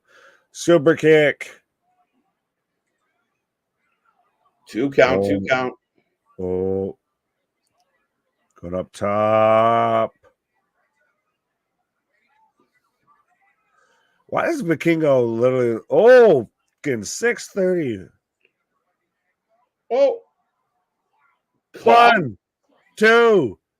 And how fitting is it that Aubrey's the ref for this match? But yeah, why does Vikingo literally look like, your character in like I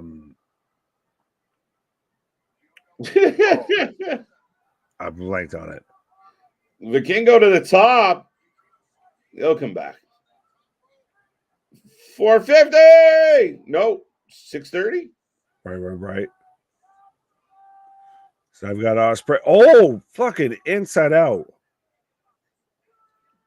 As Penta was supposed to break that up, but kind of did.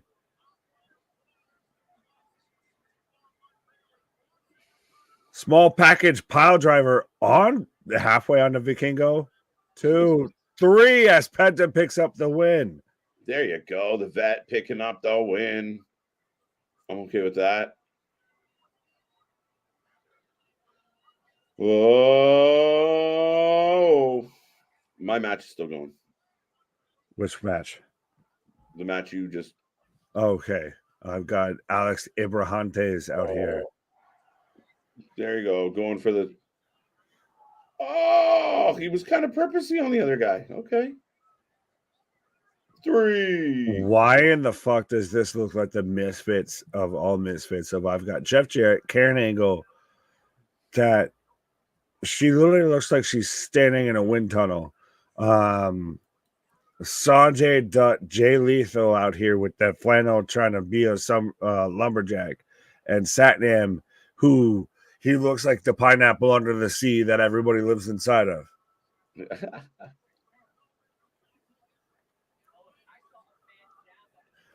Fucking Karen Jarrett, I swear she's out here. Ducks.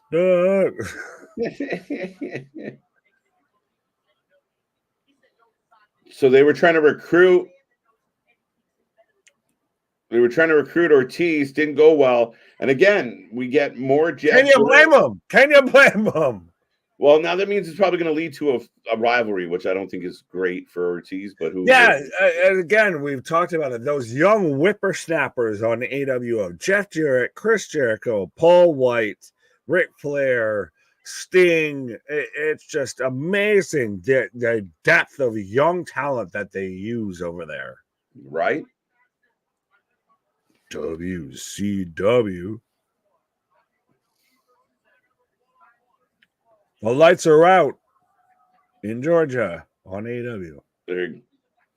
Oh, I'm still getting Jay Lethal finishing off the promo. I just got right now the Bang Bang Gang. So we're getting the Guns versus Holland. Where's the card? So we're getting the. Wait, we didn't get Marina Shafir versus Sabu yet, did we? No, we've not got that yet. I'm just getting the blackout now for the Bullet Club. Okay. Yeah, so this is where we're getting allegedly Daniels Inside Out versus the Guns. Let me know when you've got them all in the ring right now. I paused up till then. Good entrance for the crew. Jay White still got the belt. Nick. I still hate that, but I still wish that their whole entrance was the many men wish death. That's still the greatest entrance in pro wrestling. Mm-hmm. I imagine it was quite expensive. Let's be honest. Like, we're not going to act like Tony wouldn't pay that. Do you have all the men in the ring right now with Justin Roberts? Yes, right now. Okay. Matt Sydal, Christopher Daniels, like, here we go. Yeah, Evan Bourne and Fallen Angel. Well, Curry. Well, no, he was Curryman for a little bit. Speaking of that, we will be here Sunday. Luna and Anthony are going to watch the Fish Market match. Thank you, Keyshawn. You can have that. That's probably what I'm at. Greatest faction in AEW, Keyshawn, huge fan. Hey, TNA is back. They never left. What's your greatest faction in AEW? He's jokingly saying that it's the Jarrett family. Oh, I was gonna say, I thought it was a question. Okay. Apparently, it wasn't a question. No. Karen Jarrett's gimmick: air money. Our money. Air money. That's her gimmick, air money. No, she looks like she uses money as like a fucking like face mask or something like that. Like, I just, paper mache in my face with dollar bills. The only good angle Jeff Jarrett has ever been is Karen. Oh, that's so well done, pal. I'll give you get the Brucey bonus point chef kiss for that, because that had layers. Probably his best chance of earning money too. Get that OF going, Jeff. The one-time angle, or one-time Jeff got over. Chitty Chitty Bang Bang Club. Yep, they're here. Yeah. Ospreay's music is made for the WWE arena. Will they pay for it? We'll see. My man Gritty with BC Gold. Was Gritty there? Every time I hear the term Gritty, I just think of Justin Jefferson hitting the Gritty, so I'm like, I don't know. Right. Christopher Daniels sighting. Yeah, we found him. Yeah, that's fine, because he can't see us, so at least we can see him. Rough. McGruff the crime dog. MJF should be taking these guys out one by one, like Austin versus NWO. Yeah. It's amazing, though, how you can come up with 10 million different better ways that they could book it. And yet this is the company spending millions and millions of dollars on this and can't book themselves out of a fucking wet paper bag. Right.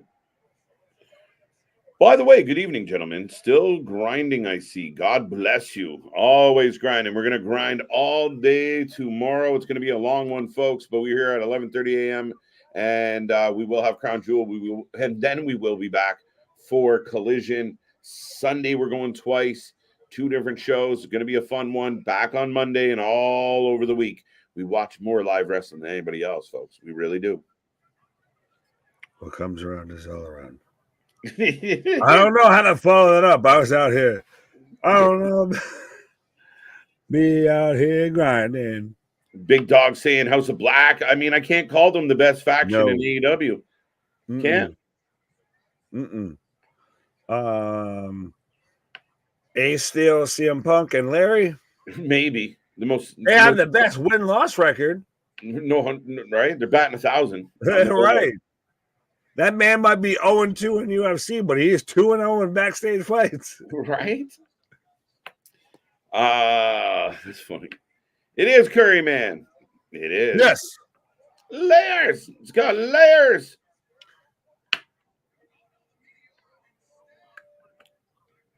Has anyone ever noticed the club is out here wearing trunks that look like they were made out of recycled newspaper? Well, now you're making me look. Who? Oh, why? Because they're wearing like the white and gray, like reach, my guy. Reach. We need a little more gold in this. That's that man that stretching out the back because you were reaching to the fucking depths there. Right? I got one. No. Yeah. Oh. 1, 2, 3. I put some respect on the Guns' name of they are one of the better tag teams right now in AEW. No, they're great. Up and coming, bright future, talented. How do you feel though that the Hung Bucks there, I'm not saying other names for respectability reasons. No.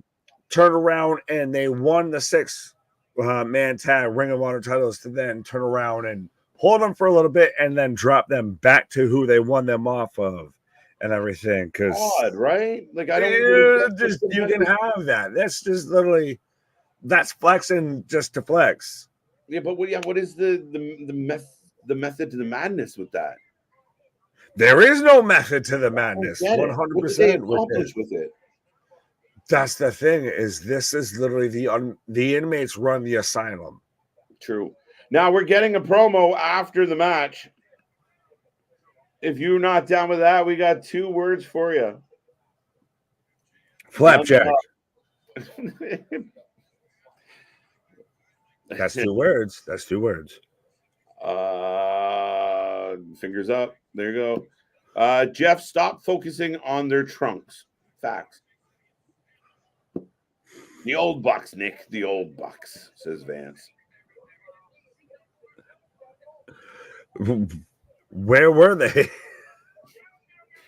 Do you think Ospreay will sign with the WWE or TNA? WWE. Yeah. Oh, we've got RJ City and Dan Howison. This is why, like I said, I jokingly said this is Jacksonville Dixie of literally what the fuck if you are just tuning into I want to tune in and watch wrestling right now. If I pop on Fight right now and I'm watching right now Ospreay versus Eddie Edwards, I'm way more in tune into what coming back and seeing what this is about than fucking RJ City with Dan Howison after I just watched this bullshit. Like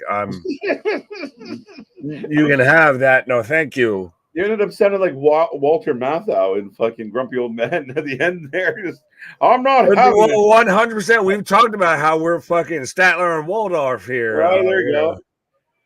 You know what's great about AEW? Nothing. Bathroom break time, KJ and Nick. Do you think Ospreay will sign with WoW? I don't think he can sign with Women of Wrestling. Because or she's NWA. not a woman. WoW. He signed with NWA. It'd be WoW. He signed so and so. I don't know if you fully extrapolated on it of how you feel of if they form NXT Europe, NXT UK around Ospreay. I think it's really cool of an idea. Like, Deonna Purrazzo just smacked Gail Kim and then gets kicked in the gut for her effort. Oh! Where are you? And we get the TNT boot. It's over. So Deonna Purrazzo gets put in her place and she can't challenge for that belt anymore. You are in a different stratosphere, sir. What happened? Like, I'm literally... I got Jim Cornette on my screen. What is happening? Well, you are fully in a different universe. That happened, though. It was good. That's fine. I'm we're on the main event here in Ospreay and Eddie Edwards just throwing hands at each other right now. I've got Edwards with chops. We didn't speak to what had happened, so I was just letting everyone know. It was a good day late, $1 short. What are you? Chop to the back of Ospreay. Oh, stun gun stunner. Oh, the highlights. That's what dumbass. Dun dun dun. Figures the American has the I guess faster stream here from Newcastle upon Tyne. I don't think you do. I don't. Where you at, guy? I got Eddie Edwards crawling to the corner. Okay, well, you were out there talking about. I was reminding folks that Deonna Purrazzo was fucked. Are we in the main event? Yes, we are in the main event, Damien. Now we're officially both in the main event. Right. Why would you gender him like that? It's shut up. Best thing of AEW, it ends. That's not true. Show me fan comments for 1,000, sir. Right. Nick KJ has different vitamins than you, and you know it. Yes, I do know. He also lives in a different country than I do, and I know. You can have that. Like I'm saying lies out here. Eddie, up to the top. Bum, bum, bum. But we are rolling through this main event. We still have Rampage on as well, folks. Lots happening here on the channel. Oh, I forgot that was fucking still going on. Remember, I pulled Impact full screen. Yeah, I don't blame you. Reminder, we are back here at 11:30 a.m. tomorrow morning, bright and early. Brunch with the boys 7, and we will bring you full reaction. Butterfly! 1, 2 go. But yes, in little over 12 hours at this point, we will be back at it like a jackrabbit here, covering everything popping and going on with Crown Jewel. Right. Whether they have to move it indoors or not. Yeah, let's go. Get out your umbrellas. It's going to be a fun one. Well, I'm going to be out here fully with my brunch with my, bacon, eggs, and sausage. Daddy, would you like some sausage? What? Nick and KJ, the Allied Powers. What? Okay. Is there? So are you like John Tanta? Am I kind time? Like, what's going on? With Shockmaster. Is there been a good match? I mean, I didn't mind the Penta match, the Lucha match. It was what it was. If you were tuning in and you like lucha matches, that was a good one. After that, not much. But has there been a match, even I will say respectfully, even with this, that like you're going back to watch? No. But I mean, when we were just talking about SmackDown not being that great, I thought overall, like so far, I really enjoyed the matches on SmackDown. Rampage, I really enjoyed the first match. The rest of it's kind of throwaway. So I don't know. It's an interesting kind of dynamic when you watch both back to back. Fair enough. I'll ask you this, and respect to Roddy, Marina or Ronda? Shafir or Rousey? In what regard? In wrestling regard? Which one of Rousey's? In which way? Oh, I think I told you which way, but do I have to pick? Because okay, fair enough. That... You can have the Scooby Dooby Doo. Where are you? Right. Now, is it interesting to you that it was all a decoy that she was turning goth here?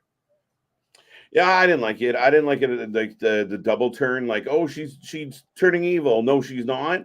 Then so it was just she was pretending for the last 3-4 weeks, and I don't love it. I feel like she got more over being goth than she did as Sky Blue. Literally, that's why she hasn't changed gears, because unless they've all been taped together, it's because it's all been Scooby Dooby Doo. How are you? My fear now is next week or the week after, she's going to turn anyway. And it's like, oh, it finally took full effect. And to me, that's like, oh, for fuck's sake. Welcome to AEW of all for fuck's sake. That's the whole company. Boston, I have to correct you. It's the other way around, my guy. True story. Vance, don't say that. Bring 2.0 back to WWE. I hated them in NXT, man. No. I can put up with them now, maybe. No. Oh, kick to the side of the face. I've got Sky Blue and Marina Shafir fighting on the outside here. Yeah, I don't really. Yeah. Like, who gives? I'm out here, ruh-roh reggae. Here comes the problem. Why is Blue wearing green? Oh no, Nick. You and KJ are the allied powers. Shrek and Donkey. Is that what the allied powers are? Like, yeah, wait, where the fuck? Like, I don't remember that, learning that in social studies or anything like that. Put the pipe down, my guy. Right, pass the doji on the left hand side. Sky Blue, yes. And Ruby. Sky Blue for the win. Ronda is always the answer. No, I don't know if she is. I don't know. I don't think she is. No. I don't know if she's rarely been the wrestling answer. When it comes to Sky Blue, I got 5 on it. Right. Sky Blue turned on Julia Hart and still had the eye pain. Yeah, it's kind of funny. But that's Sky Blue was never more relevant or never more interesting than when she was Sky Violet, Sky Purple, Sky Gothic. I don't even know if I feel like that's accurate in the sense of like she showed up. Oh, wait, Styles Clash. 1, 2, 2 out. I don't know, man. I struggle with that just because she showed up as this unknown baby face, not the greatest of talkers, but everybody was talking about her peach, and it kind of got her popular. I don't feel like there was a seismic change. Oh, there it goes. This one's going to be over. Stormbreaker. Yeah. 1, 2, 3. Thank you. Have a nice day. Will Ospreay picks up the win over the Edwards. Big win. You don't think though there was any emphasis or focus or anything like that on Sky Blue? No, nothing at all. No, just leave her baby face. Like she was fine the way she was. Right, but you're not saying you're saying that just leave her as it is, versus as you're trying to say, well, there wasn't ever a focus on her. They put a focus on her, and it worked out really well. She was what you paid into paid attention to on Rampage. She was already over. She was already being paid attention to. This didn't change that. I mean, if anything, especially because how it played out, it was like, why did we do that? Like yeah, people were kind of watching along, but it's not like she went hardcore. I think people were more excited for her and Julia Hart as the tag team together. I think they would have been totally into that, but we're not apparently going to get that. So the whole situation's a flat. Yeah. But I don't think it. I mean, as long as she's wearing what she's wearing, people were interested. Yeah, it seemed that way anyway. On my Scooby snack. Are you going to string the Revolver show with Rousey? Yes, we are. Yes, we are. Yes, we are. For sure. Sky Blue. Yeah, that's how I call it. You can have this one. Cora Blue. Let's go. Well, one doesn't show up on TV anymore, but yeah. You were constantly a Cora Blue or a Sky Jade or this, that, the third. Yeah. I feel like Sky thickened up on her. Keyshawn, I agree. Yeah, it's fun. 5-star. It got a little bit extra cloudy, is what you're saying. Maybe. All right. Cloudy with a chance of meatballs. My bad. You can have that. I thought that you could have that. Right. Looking at Sky Blue, Larry, it's more like a watermelon haze. Pause. Come on, do the watermelon crawl. Jeff, whichever I'm doing Northern Lights. All right, there you go. The Northern Lights. What? So yes, that is birthday cake on cake. Yeah, that's Turning Point. If anyone out there watched Turning Point and you want to give us a rating out of 10, I'm all ears. I thought it was really well. I mean, I thought it was a lot of good matches, straight up. No big shockers or surprises, but solid. For what it cost, for where it started, and everything like that, it wasn't bad to watch for an Impact show or anything like that. 100%. Granted, would have been nicer maybe if it was live versus on a tape delay. But if you're gonna run an Impact show like this and it's $10 a pop, absolutely. We've talked about it. Of Impact is slowly starting to become that solid number 2 promotion, while AEW's very much becoming 3, maybe 4, maybe 5. Ooh, near fall. But yeah, no, I mean, we'll see. We're rolling through this one. We got about 20 minutes to go. Oi. Let's go, Rhonda. I mean, what? And there's faster. Yeah, crowd's pretty quiet.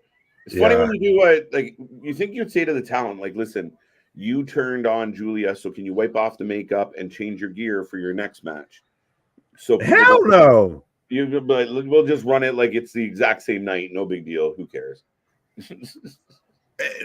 A, this is AEW.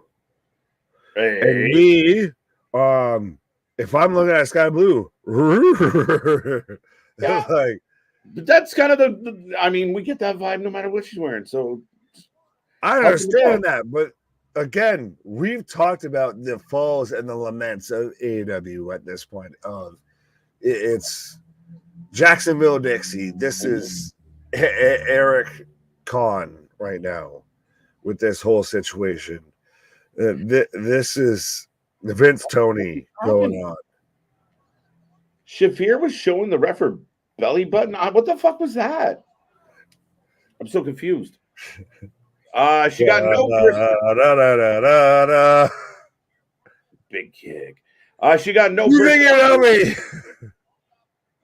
Code Blue, it's over. She got no personality, needs something so people can get behind her, figuratively. She does. She struggles. She definitely struggles. No one struggles to get behind her. I'll tell you that. I'm sure they do. Gravitational force doesn't allow for that. No. Fun fact from Pastor Jeff. Yeah, if you need to, roll it up, light it up. I hope Kyrie comes back, but she will lost in the shuffle like the rest of the women. I don't think so. Not if she comes back as I think she's going to come back at. She's going to come back staring down Io after she beats Bianca here. People can say whatever they want, and you can statistically go look it up. Nobody is booking more women's wrestling than the WWE right now. Nobody. So, I mean, lost in the shuffle? I don't think so. I think if they use her right, they like her. Triple H understands, like, you know, we've got the best Asuka under Triple H, the best Bayley, the best Io, to be honest. So, yeah, I mean, I think we're still holding them to the sins of the father, and we got to let that go a little bit. But it's so weird because we have sins of the father get held against WWE, but we don't have sins of the present get held against AEW. Right? They're like, oh, they are going to do shit because... Right, they're bound to fuck up. So just let them fuck up. Like, no, hold on. Hold on. The company is, they're not fucking up because it used to be really good, so it's still really good. You're like, wait a minute. But it does also come to that tried and true with WWE of they can fuck up 10 times as long as they nail it one time. You can forgive those other 10 times a little bit. Yeah, fair enough, right? Is Impact Turning Point over? Yes, sir. It has come to an end, Damien. What do you think of Ospreay, Eddie? Eddie.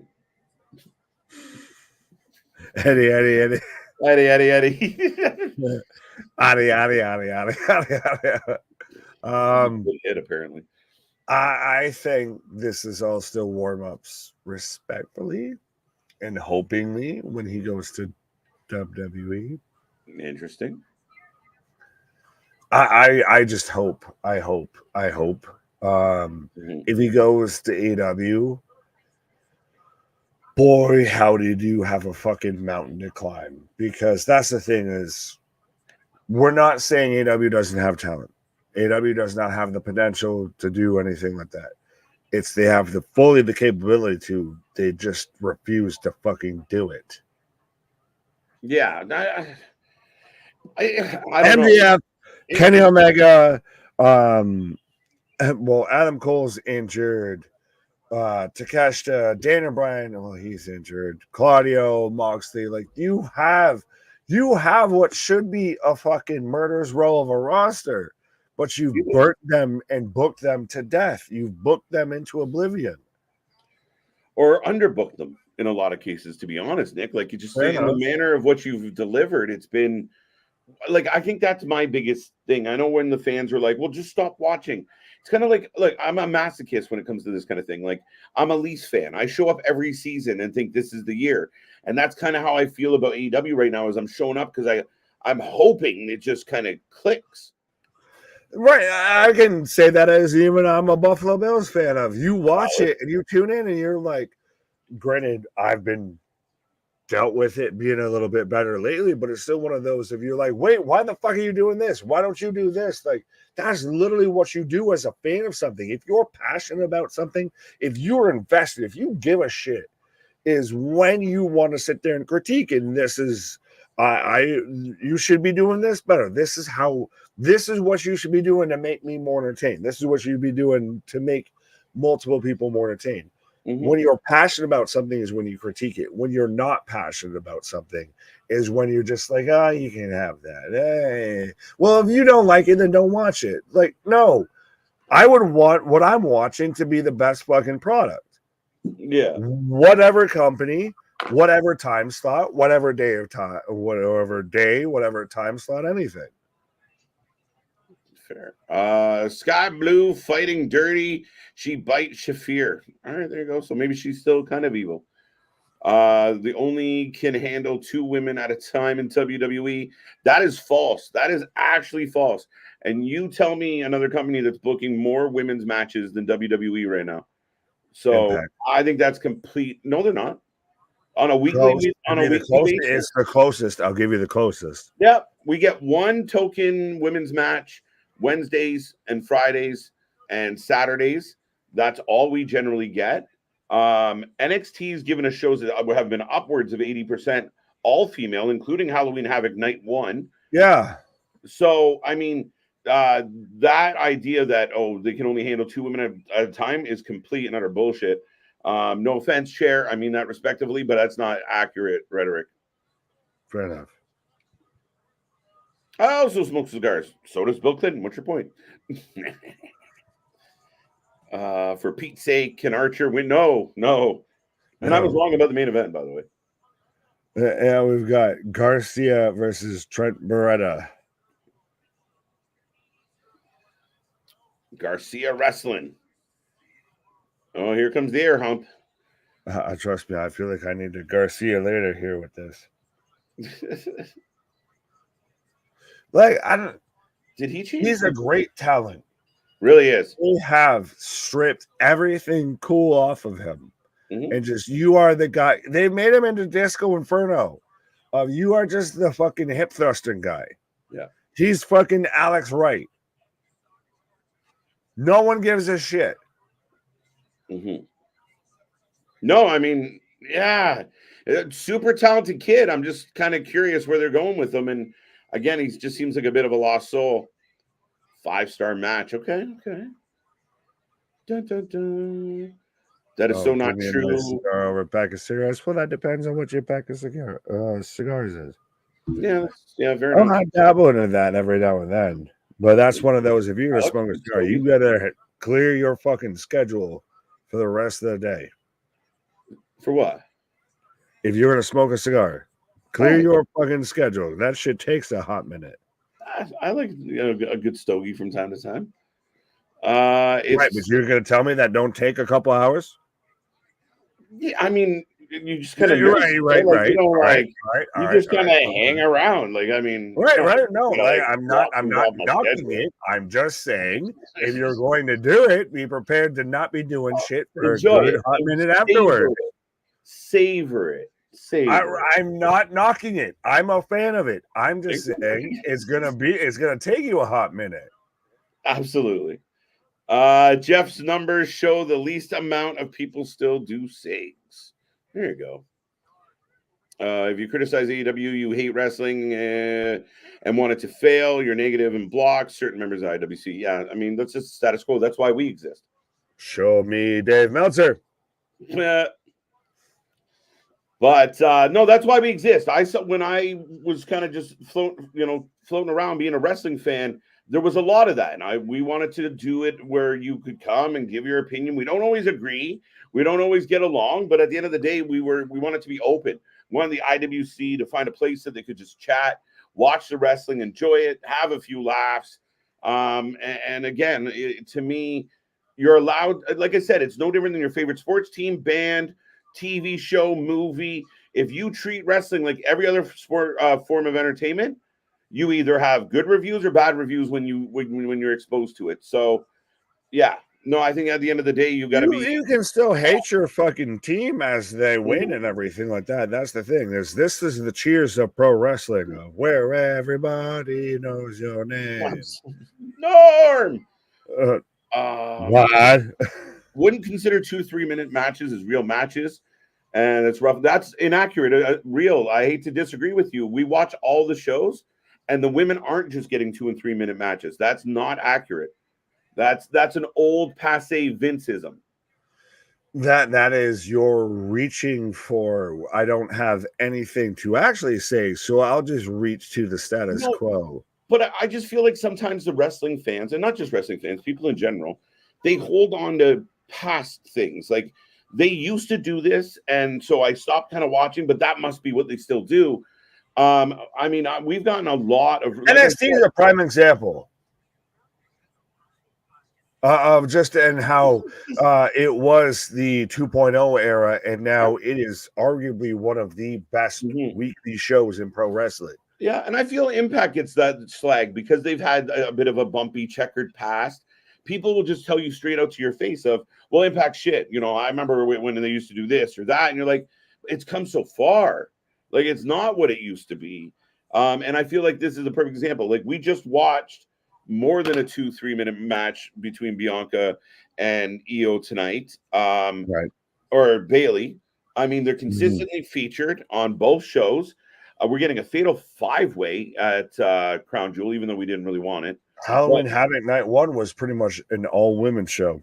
And yeah, and Brian Pillman Jr. About it. Yeah, like I said, an all-women show. Yeah. So pretty, I mean, again, I just respectfully disagree with that fact. Fair enough. Garcia should be on Ring of Honor, and Guevara and Yuta and Nick Wayne. Absolutely. I'm with Keyshawn on this, Nick. Yeah, if any of them were healthy. Half of them are healthy. I feel like the other aren't. So, well, Guevara's out on the bench. Yuta, I'm not sure if he's still. No, I think Yuta's okay. No, that's fine if I'm wrong with that. I know for a fact Guevara is out and thought he was going to be coming back, and they've already still double not cleared. Yeah. And I just think in general, I think, Keyshawn, you're on to Money in the Bank here. Like, this is what Ring of Honor should be. The Garcias. But you need to promote Ring of Honor then. Sorry, what? I was saying you need to promote Ring of Honor then. Like, if you're going to throw all these guys there, yeah. So, yeah, that's the idea, is you want the young, strong talent down there, and you want to promote Ring of Honor as that, as the, your own alternative, your developmental, the future of Dynamite, the future of Rampage and Collision. And there's a lot of good young talent that aren't really involved in Dynamite or the other shows consistently. This is how they need to do it. He needs a developmental place where people can take bumps and learn and get better. Almost like a performance center and anything like that. You got money, Tony. Go fucking splurge, bro. Yeah, no, I need to sign Ric Flair. What's more important? Archer shouldn't be jobbing to Darby. He will be, though. Yeah, exactly, Nick. Like, you have the ability to love the Bills and yet hate Scott Norwood. Facts. That's mean. That's mean. I draw the line. No. Oh, so how do you feel as someone who's been there on that same? Well, you didn't have like 3 wide rates in a row. You just had a lot of like a bunch of game 7s in a row. Right. So you've been close. You've been right around there. So pot call kettle. Sure. 8.5. Okay. Completely. 8.5 is Turning Point. Fair enough, Damien. I'm glad you liked it. I thought it was really solid. There you go. Gobbledygooker. Greater than Roman Reigns. No. Yep, absolutely. Rampage is just bollocks with no build most of the time. Yeah, it's Thunder.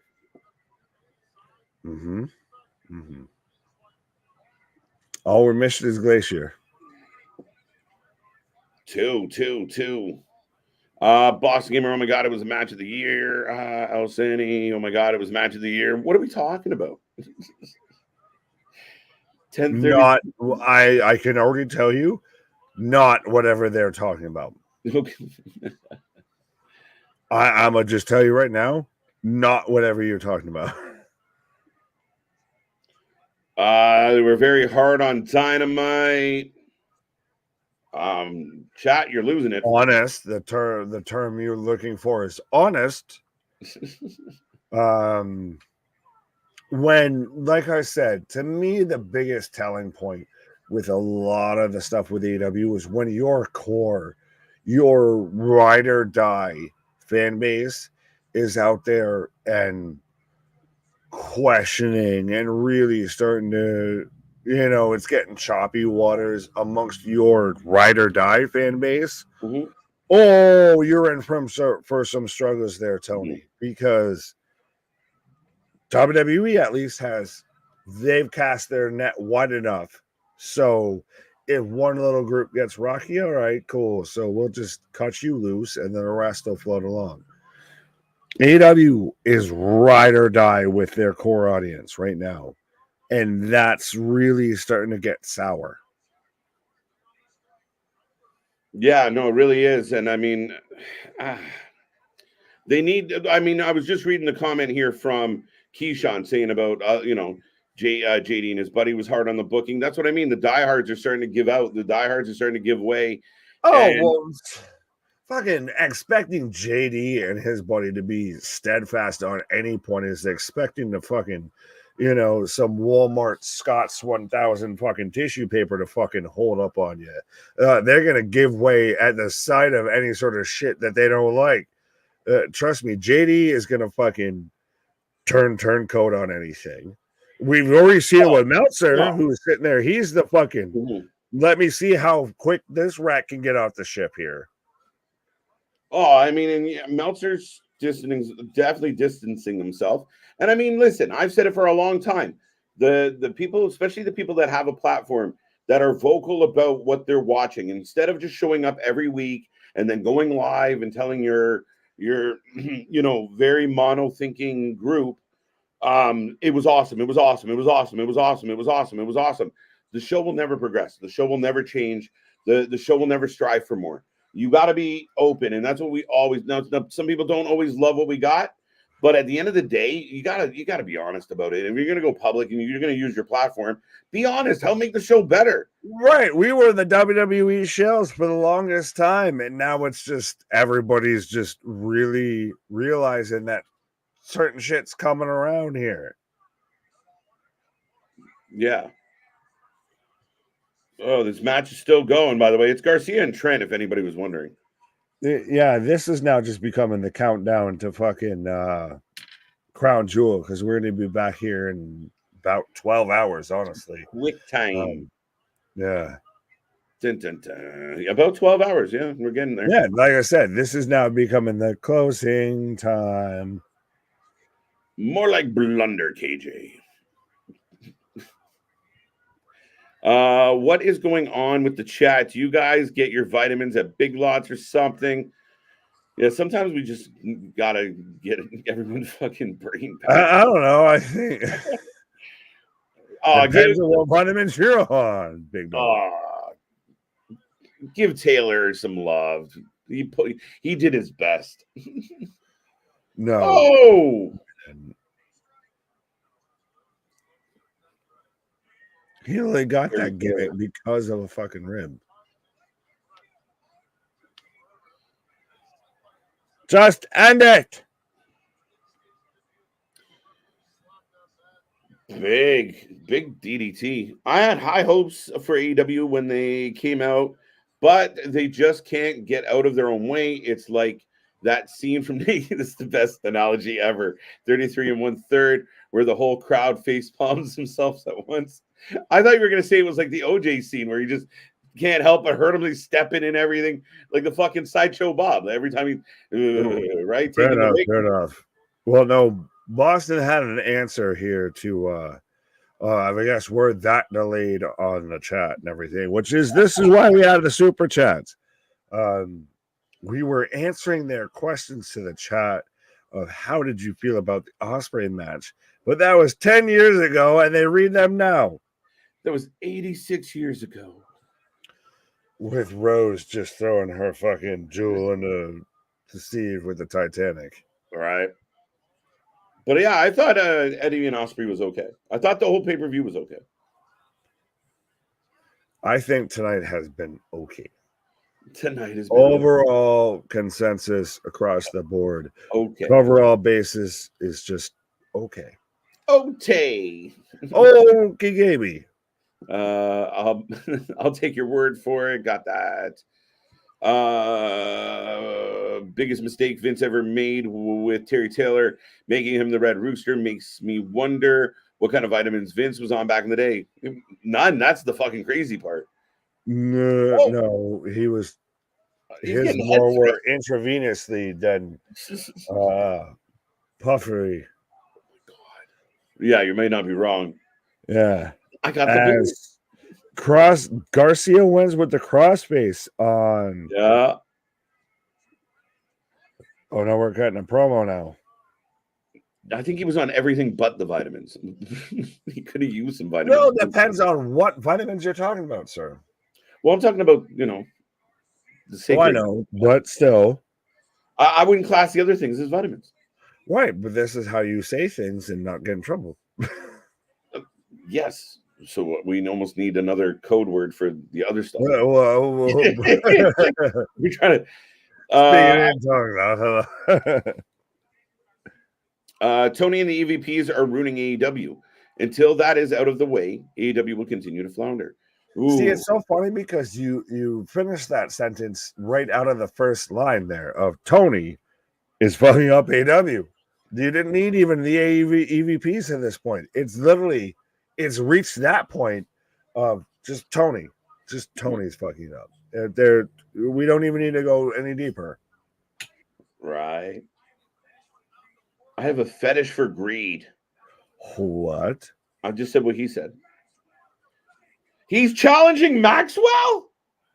Another person. So Garcia's calling out MJF randomly. Like this man's don't have enough going on.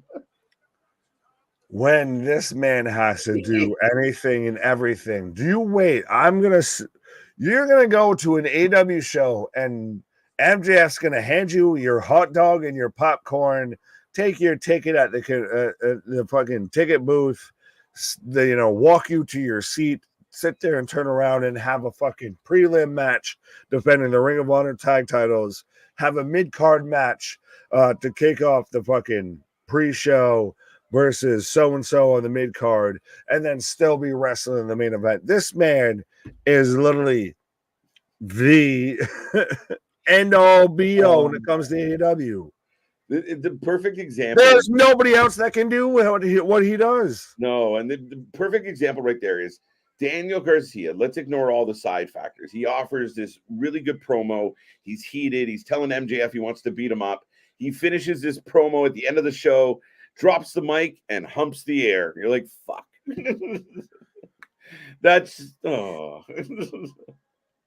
that sums up even just watching AEW right there. Of you got invested, he turns, he humps the air, you're just like, fuck. And just that is watching AEW in a nutshell. Right. I'm just like, I wanted to be invested, and you just shit in my face for wanting to be invested. But again, it's very interesting. I mean, it's I know you say, and we all say, and we know it matters, but everybody should always have their eye on the prize, Nick, right? And we know that. But not like this. This is chaotic. This is like everyone's just yelling, cutting promos on MJF. Like nobody else is in the company. There's no other beefs. It's so weird to say there's a line of everyone has their eye on the prize, and everyone has their eye on the prize because they have nothing else to do. Right. There's a line there. Yeah. Not changing anytime soon. Boston, the Bucks had a tryout with WWE and wanted way more money than they were worth, so they suckered the money out of the money mark into giving them executive contracts. I mean, there's elements of truth in there, but it's not all totally that accurate. There's parts. Yeah, the phrasing of the word "the" in there might be questionable. Outside of that, I think it's all truth. Yeah. Yeah, I don't. Yeah, they definitely. It's truth. It's true. Yeah, I don't know about their interaction with the WWE being that accurate, but other than that, I mean, it seems to be the case, and they haven't lived up to the hype in AEW at all. It's funny that the questionable part about that whole situation is how much WWE is interested. Yeah, that's all they had to do. They had to play one against the other, and Tony was going to jump. Mm-hmm. Oh, by the way, folks, AEW Rampage ended. Just letting everybody know. A little anticlimactic. Don't worry, we don't even know when it started. So, Arn and his son Brock are no longer with AEW. KJ and Nick. Yes. Do you think they may go to WWE? Yes. Possible? Yeah. Yes. Yes.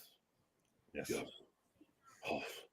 Oh. But they're the ones gassing a Tony up, so it's relevant to the problem 100%. And I mean, you look at the Punk situation and everything else, Nick, like they're really big pickle that, the EVPs and some of their friends have been in the center of, where you couldn't get business done with FTR. You couldn't get business done with Punk. You couldn't get business done with other people, and it's hurting your product. Hey, you know what that sounds like? WCW with doesn't work for me, brother. 100. You had fucking Kevin Nash on your creative team. Guess who I'm pretty sure we probably had on creative teams here. It's 100% that. I blame no one at this point, and I'm almost at this point. I just want to watch the car wreck. Because I've said it for almost 2 years at this point, and no one wanted to fucking listen until a year and a half in. So I just want to watch the fucking car wreck at this point. Oh, I'm done saying it. So you were the only one saying that it was okay. What? I think it was a quite popular opinion. Oh, I'm not saying I was the only one, motherfucker. Yeah, you did. You actually said it. No, I said I've been saying it, so I'm tired of saying it. I didn't say I was the only one saying it. Let me know where I said I was the only one saying it. When you said nobody would listen, so I assume that you meant. So anyway, it's like I said a while back. Memphis Wrestling, the USWA, has better build than today's. I can't really speak to that. Can you? No. Ricky Bobby started on TNT. Shake and bake. 40 hours. First, you're last. That's Tony Khan's mentality. Get there. All right, folks. Last call. We got to be back bright and early tomorrow morning. So we are literally on almost 12 hours from now here. So go ahead, get yourself, some sleeps, get yourself some breakfast, wake and bake, and we'll be back at it like a jackrabbit. Oprah's taking over AEW. There you go. You get an MJF. You get an MJF. That's funny, Daniel. 5 out of 10. Thanks, Larry. All right, folks. That's pretty much it. I turned off Rampage. I kind of did too. Shh, don't tell anybody. I only started watching AEW again because I started tuning into the streams. Y'all brought me back to the shit show. So thanks. You're welcome. Watch all the wrestling. What can I say except you're welcome?